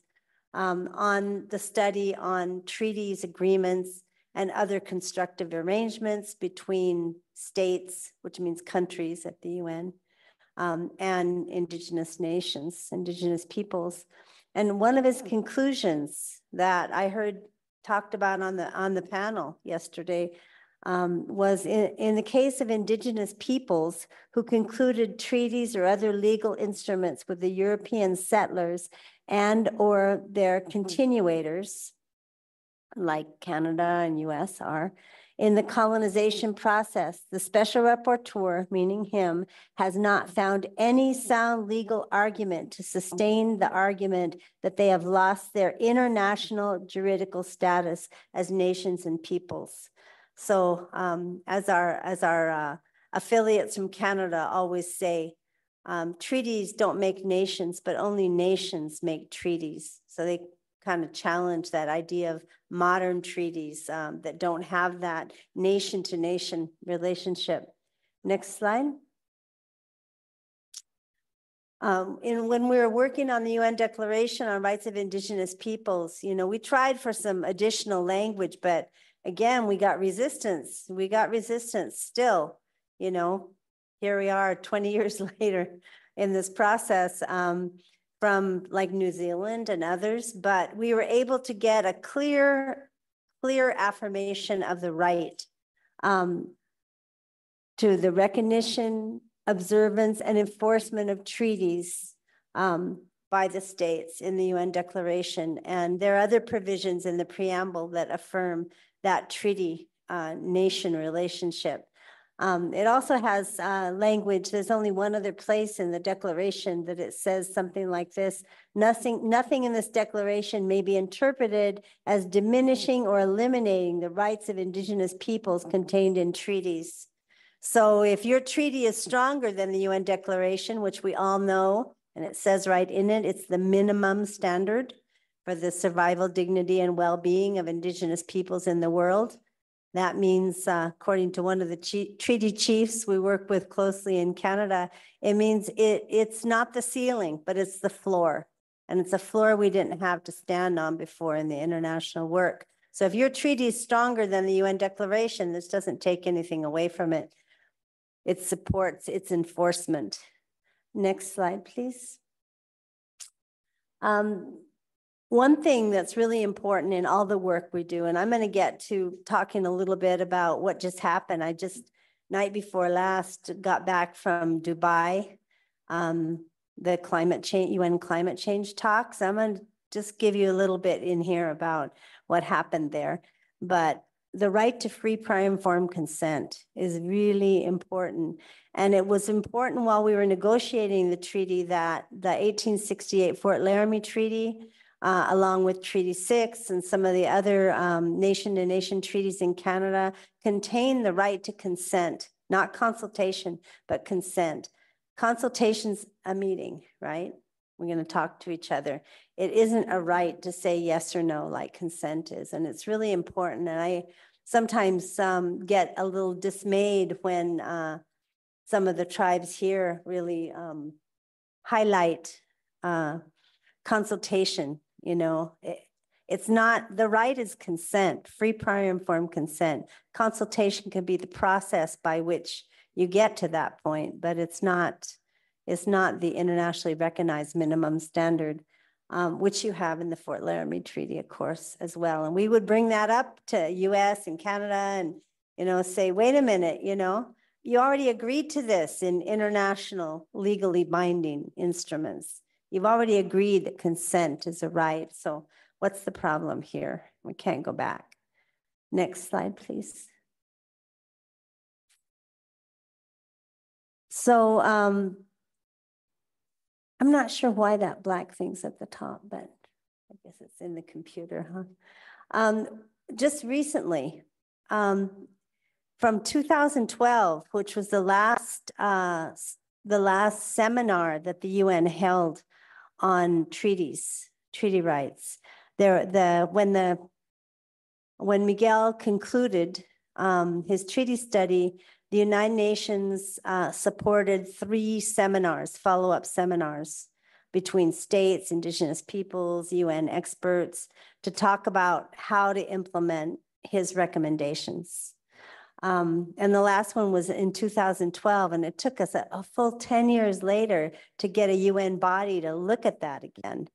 And we were able to do that with the UN Expert Mechanism on Rights of Indigenous Peoples in Geneva, which reports directly to the Human Rights Council. And this is one of the things that we called for, again, as Miguel had in the treaty study, is the establishment of bilateral processes created by mutual consent and with full and equal participation of Indigenous peoples and state treaty parties to provide effective redress and remedy for past, current, and ongoing treaty violations. We're also calling for a fourth seminar. It said it's really important. Never anywhere in the world, maybe the Treaty of Waitangi process has come the closest, but it's still controlled the ultimate decision by the government of New Zealand. And we have a lot of affiliates and even a board member from the Maori and Aotearoa. But so we're fairly aware of that. But there's the example of the Indian Claims Commission was brought up as we use that as a bad example. You know, it's treaty is nation to nation. There's two parties. Both parties need to agree and come together on how to resolve violations. That's never existed in the US or anywhere else, that process. So that's one of the things we're trying to spearhead. And I want to come to that at the end as maybe a suggestion for you. Next slide. So the UN Expert Mechanism on Rights of Indigenous Peoples, called the MRIP, in the course of this study, made recommendations to the Human Rights Council. Is it turning? And one of them involved this, that the countries that made treaties with Indigenous nations, it says this their recommendation to the Human Rights Council, which the US is a member of, and it's made up of countries. That's a country body. States should establish appropriate arbitrator mechanisms in partnership with Indigenous peoples to address claims about violations of agreements, resolve disputes, and redress and remedy grievances. And they should be independent and impartial, and their decisions should be binding. It's very important. You know, that process of setting up a mechanism, that's what Miguel Alfonso Martinez called for. And finally, we have the UN calling for it again. Next slide.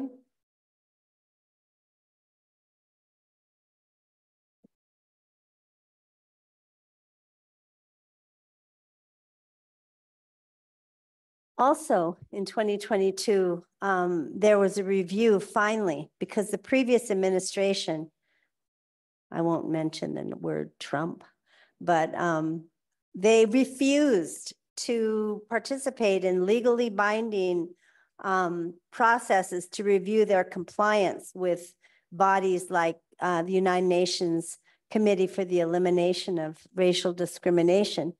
But this current administration got on the bandwagon and looked at and saw all of the reports that were outstanding, and they agreed, you know, one of them was their legally mandated report to the UN CERD, the Committee on Elimination of Racial Discrimination. And IITC was a very active participant in that. We brought up the issue of treaties. If they feel they must comply with the treaties that they have made at the United Nations level, like the CERD is a treaty or a convention, it can be called either one.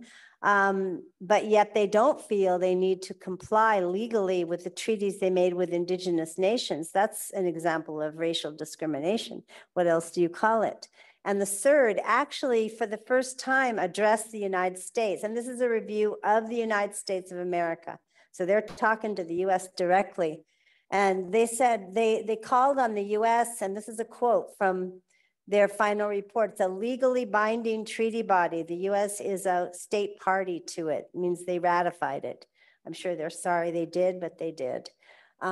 To adopt further measures to honor the treaties entered into with Indigenous peoples and significantly strengthen consultation mechanisms with Indigenous peoples on the implementation of these treaties, also with a view to settle disputes concerning land rights. So this is the instructions to the United States about how they're supposed to address treaty violations. in partnership together with the indigenous, or, you know, the native treaty partners, the Lakota, Nakota, and Dakota in this case. Next slide.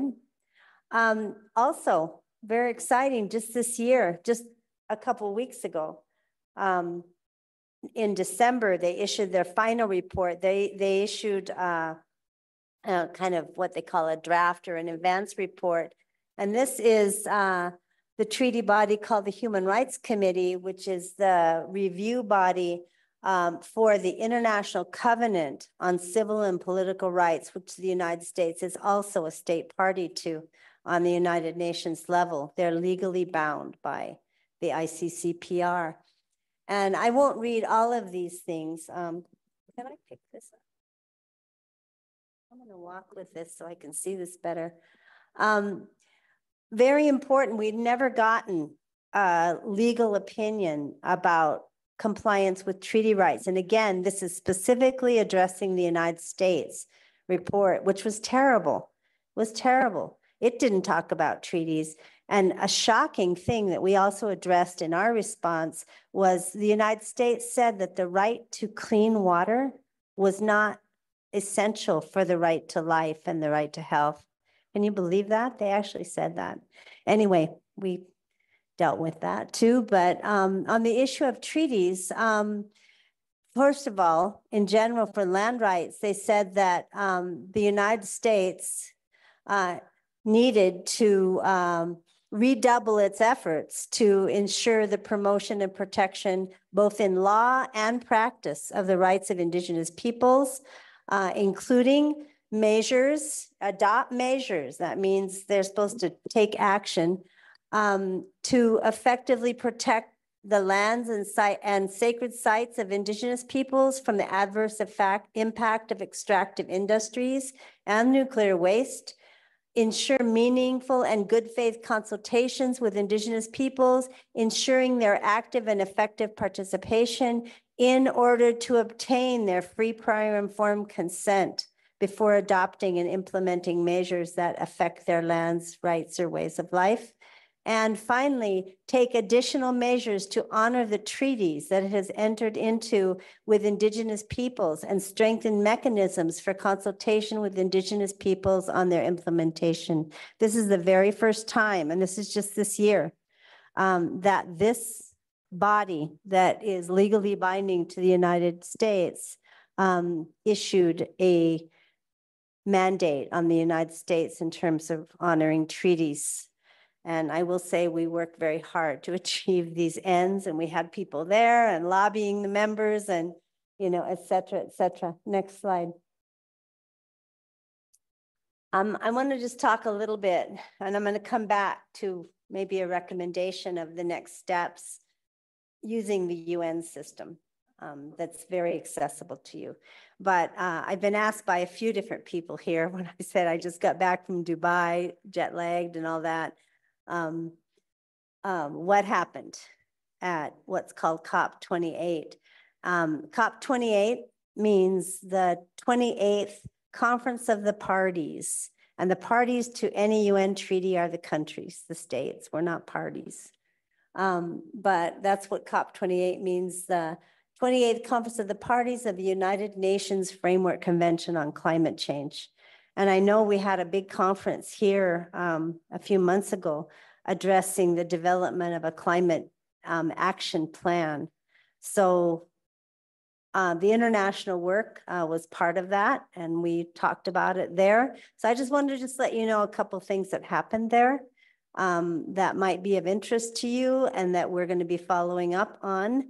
I won't say it was a huge success, and I'll tell you why, but we did, as Indigenous peoples, a very well-organized International Indigenous Peoples Forum on Climate Change. It's called the caucus, the Indigenous Caucus. More than 300 Indigenous peoples from around the world, or Indigenous delegates representing Indigenous peoples from around the world, were credentialed there, and I'd say maybe 200 of them were active in the caucus. And we have different lobbying teams and advocacy teams that meet constantly and go to the negotiation sessions, because the countries are negotiating. things that affect us.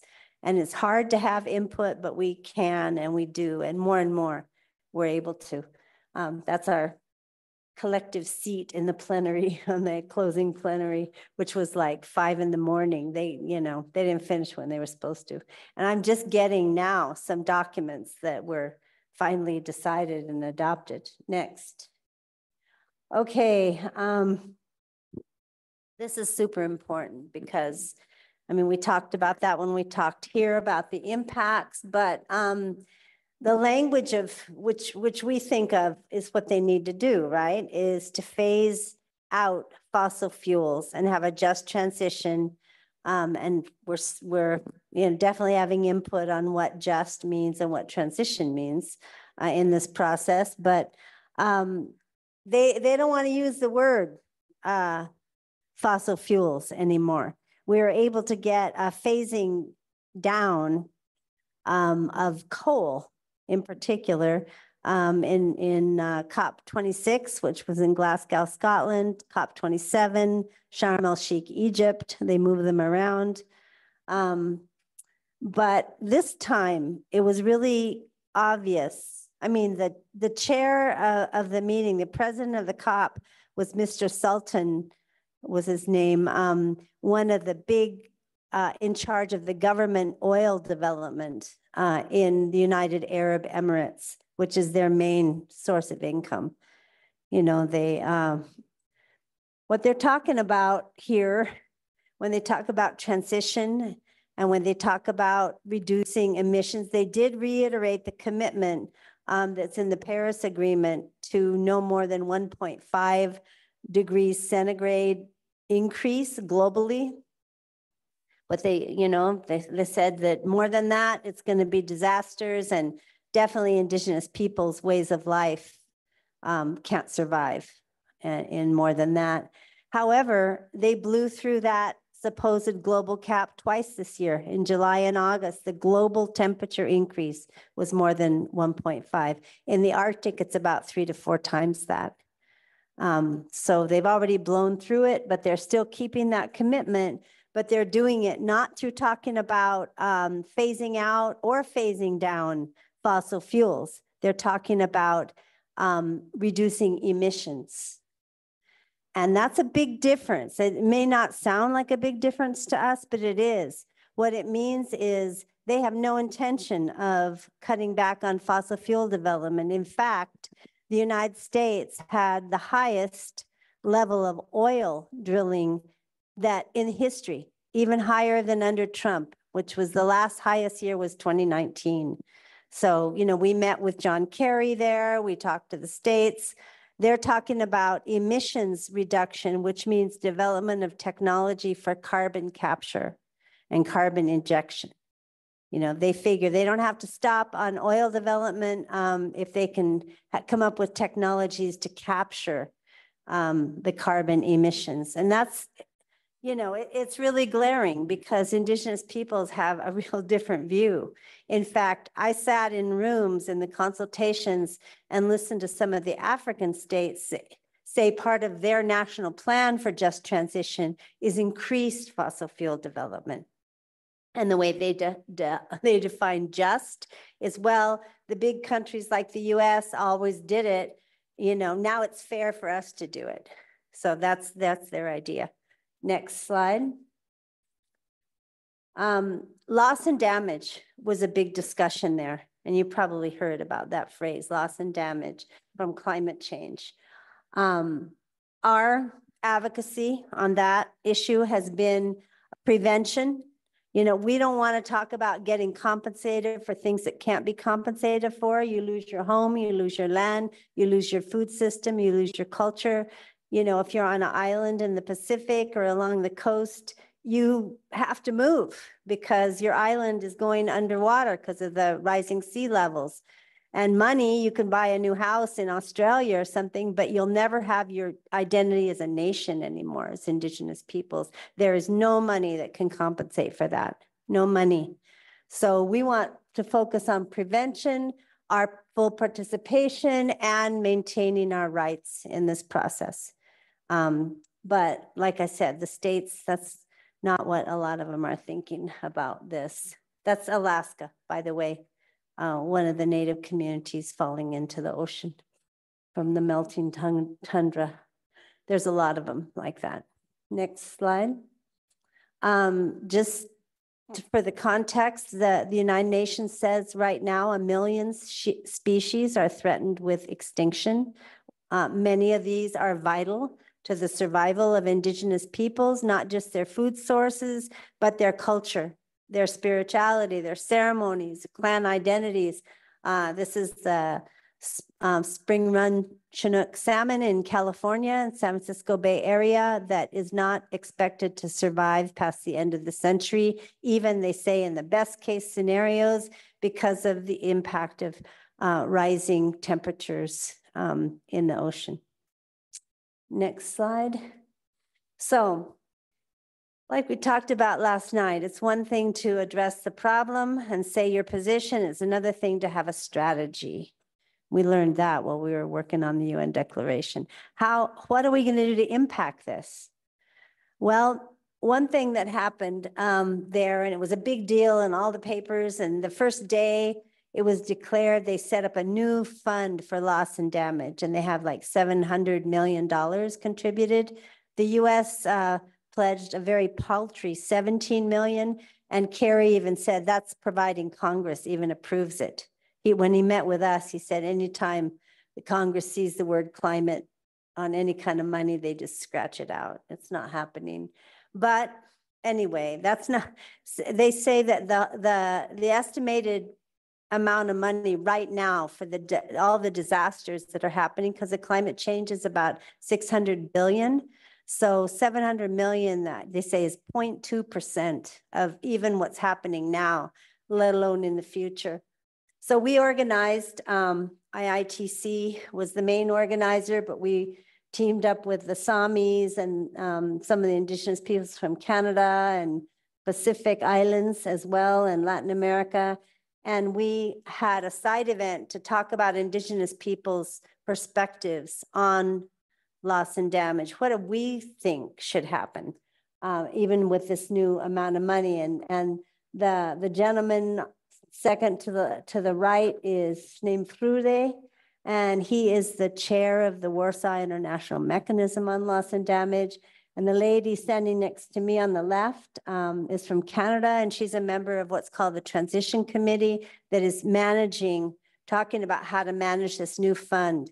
And here's the problem. People got excited about it, but the fund is not, the way it's written now, not directly accessible to any indigenous peoples. It's all for states, and it's not available for indigenous peoples in what's called developed countries. And that's one of the things we're addressing very hard, direct access, and get rid of this false dichotomy when it comes to indigenous peoples between what's called developed and developing. For example, that picture from the Alaska Arctic I showed you, there's no Arctic ecosystems in so-called developing countries. So these are two issues. We have a door to make that happen. We're going to try to make a distinct fund out of this bigger fund available directly to indigenous peoples, not going through countries, but streamlined, not with a whole bunch of, what they make you do when you get grants and stuff. And available on an ecosystem basis, not just for developing country indigenous people. So this is a dialogue we had there. It was very positive. We got some good commitments to keep that door open. So you got to have a plan, right? You can't just say what you don't like. You got to have a plan to try to change the situation. So that's one thing we did there. Go ahead, next slide. Okay, just transition. I just want to talk about this because this is very near and dear to my heart. This is solution language before loss and damage happens, and they put up money to pay for what can't be fixed. And I know this is an issue affecting you here, and I just really want to mention it, the issue of transition minerals, what they're calling. We have a chance because they just started in June of this year to have the first country or state workshop at the UNFCCC to talk about just transition. And our position, and I presented it on behalf of the caucus, was if they're going to do lithium mining on our lands, or nickel or chromium or any of these so-called transition minerals for Tesla, cars, in the same way that they've always done coal and uranium and oil drilling, that is not transition for Indigenous peoples, and it's certainly not just because it's without our consent. So that's the core position that we're presenting. These are two examples of lithium mine not too far from our territory. That's what they look like. That's in Sonora, Mexico, and this is one that they're pushing through in Nevada on sacred lands of the Paiute and Shoshone peoples, even though they had protests and a lot of things, they're just doing it anyway. Because one thing about lithium mining and transition mining is the states, like the United States, say, well, this is climate friendly. This is going to help us with our, reducing emissions plan. But they're waiving a lot of the regulations to be able to push this stuff through. This is a global problem for Indigenous peoples. And some of the countries see this as their way to, get on the bandwagon and make a bunch of money. But Indigenous peoples' rights are at stake, and we're fighting hard so that our rights can be guaranteed in this process, because to us, this is not transition. And we have a lot to offer, and we presented it there.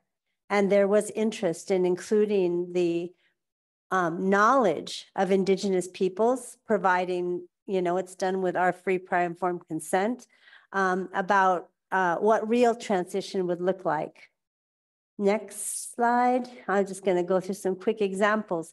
This is our family farm in Tucson, Arizona, using original seeds, no pesticides, drought-resistant seeds. This is the desert, and the irrigation is from our well water. I found out there that healthy soil, and I'm going to talk about buffalo in a minute, healthy living soil that hasn't been killed by pesticides and chemical fertilizers and all of that, is the third biggest absorber of carbon. The first is the ocean. Second is the atmosphere that causes climate change. The third is healthy living soil. That's pretty amazing. The way we take care of soil as Indigenous peoples, natural soil is a carbon absorber. It's a climate change solution. Next slide. What we're doing there is trading seeds. The Yaqui farmer and a Navajo Dene farmer at our corn conference we just had, trading drought-resistant seeds that grow with hardly any water and that are original seeds that can grow, in climate conditions. Next slide. Another one, this is a Hopi seed. Remember Chris Honani presented at the climate seed. Unfortunately, he passed away in December, but this is a corn, like they're winnowing the corn, and that's the root going all the way down to his elbow, because it knows how to grow without hardly any water. The knowledge is in the seed. And we planted those white Hopi corn seeds on our land. You can see the cactus in the background, and they grew beautifully. And not only that, the second generation went through 3 snowfalls, which were very unusual in Tucson, and the hottest summer we ever had. So that's climate resistant seeds. Next slide. This is a very important element. We took it to, based on presentations that were provided to us by the Intertribal Buffalo Cooperative, about restoration of the buffalo and restoration of the native grasslands, because buffalo, as you know better than I do, they're like deer. They don't pull up the plants from the roots like cattle do.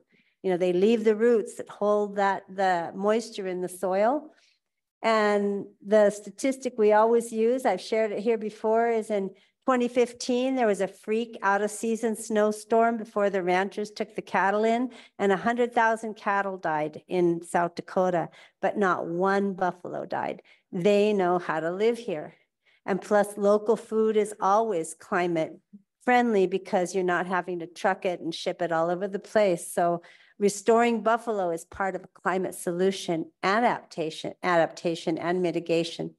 Very important for for us to consider how our traditional food systems are climate friendly and are part of the solution. This is what we presented to them, not this lithium mining stuff. We can contribute to their understanding of how to cut emissions and support rights at the same time. Next slide. One more example, then I'm going to end here pretty soon, Bill. This is another example. This is our affiliate nation of Hawaii. They removed the eucalyptus trees on the land that they have there, which are invasive species. They're brought from Australia. They suck up a lot of water. Eucalyptus is a very moist wood. If you ever tried to, burn it or anything like that, it's really gummy and wet. So as soon as they took out all the eucalyptus trees, the water table came back up and they were able to plant their traditional food, which is taro. So indigenous water management systems using our traditional foods, traditional methods, getting rid of invasive species, whatever they may be, cattle, for example, as long here, actually can restore ecosystems and is our contribution to the solutions that we think they should be thinking about. Next slide. One more element, which was really important, the participation of indigenous youth was formalized at this COP.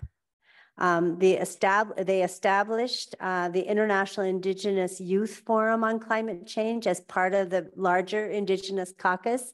They got their own pavilion. This is some of the organizing they did and training. You can see a couple of our staff people, young staff people there that were some of the main organizers. Onelin Marsardule from the Kunas and Teli Terena from Indigenous peoples in Brazil. And this panel is there speaking directly to the countries, to the states, and it was full. The countries came, they wanted to hear what our indigenous youth, as the ones that are going to have to suffer the worst consequences if we don't get it together as the current generation, we collectively as the human family, as well as looking at our obligations as indigenous peoples to these commitments. But this is, the youth from Canada, from Russia, from Samis, and from Latin America presenting directly to the countries there about what their vision was of the changes, what is real just transition that needs to be implemented. Next slide. Okay, I'm gonna just end up with a suggestion. You've met Francisco Cali. His name's, we call him Pancho. He was our board president after Bill Means was for the next 20 years. Now Ron Lehman, who from Treaty 6 in Canada, who was not able to make it due to health issues. But when there was that blockade at Mount Rushmore, I think 2020, and Ken, that's his grandpa. I've known him since he was a baby, literally. Nick Tilson got arrested, and we stepped in and did some urgent actions at the UN. But the UN Special Rapporteur on Rights of Indigenous Peoples called for his freedom, but he also called on the authorities in the United States to initiate dialogue with the Great Sioux Nation, he said, for the resolution of treaty violations.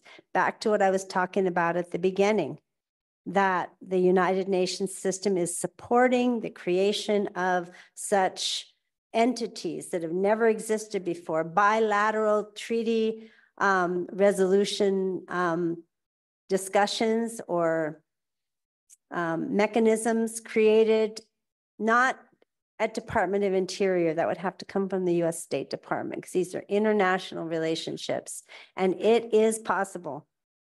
We had a lot of support for that now, building in the last couple of years. Next slide.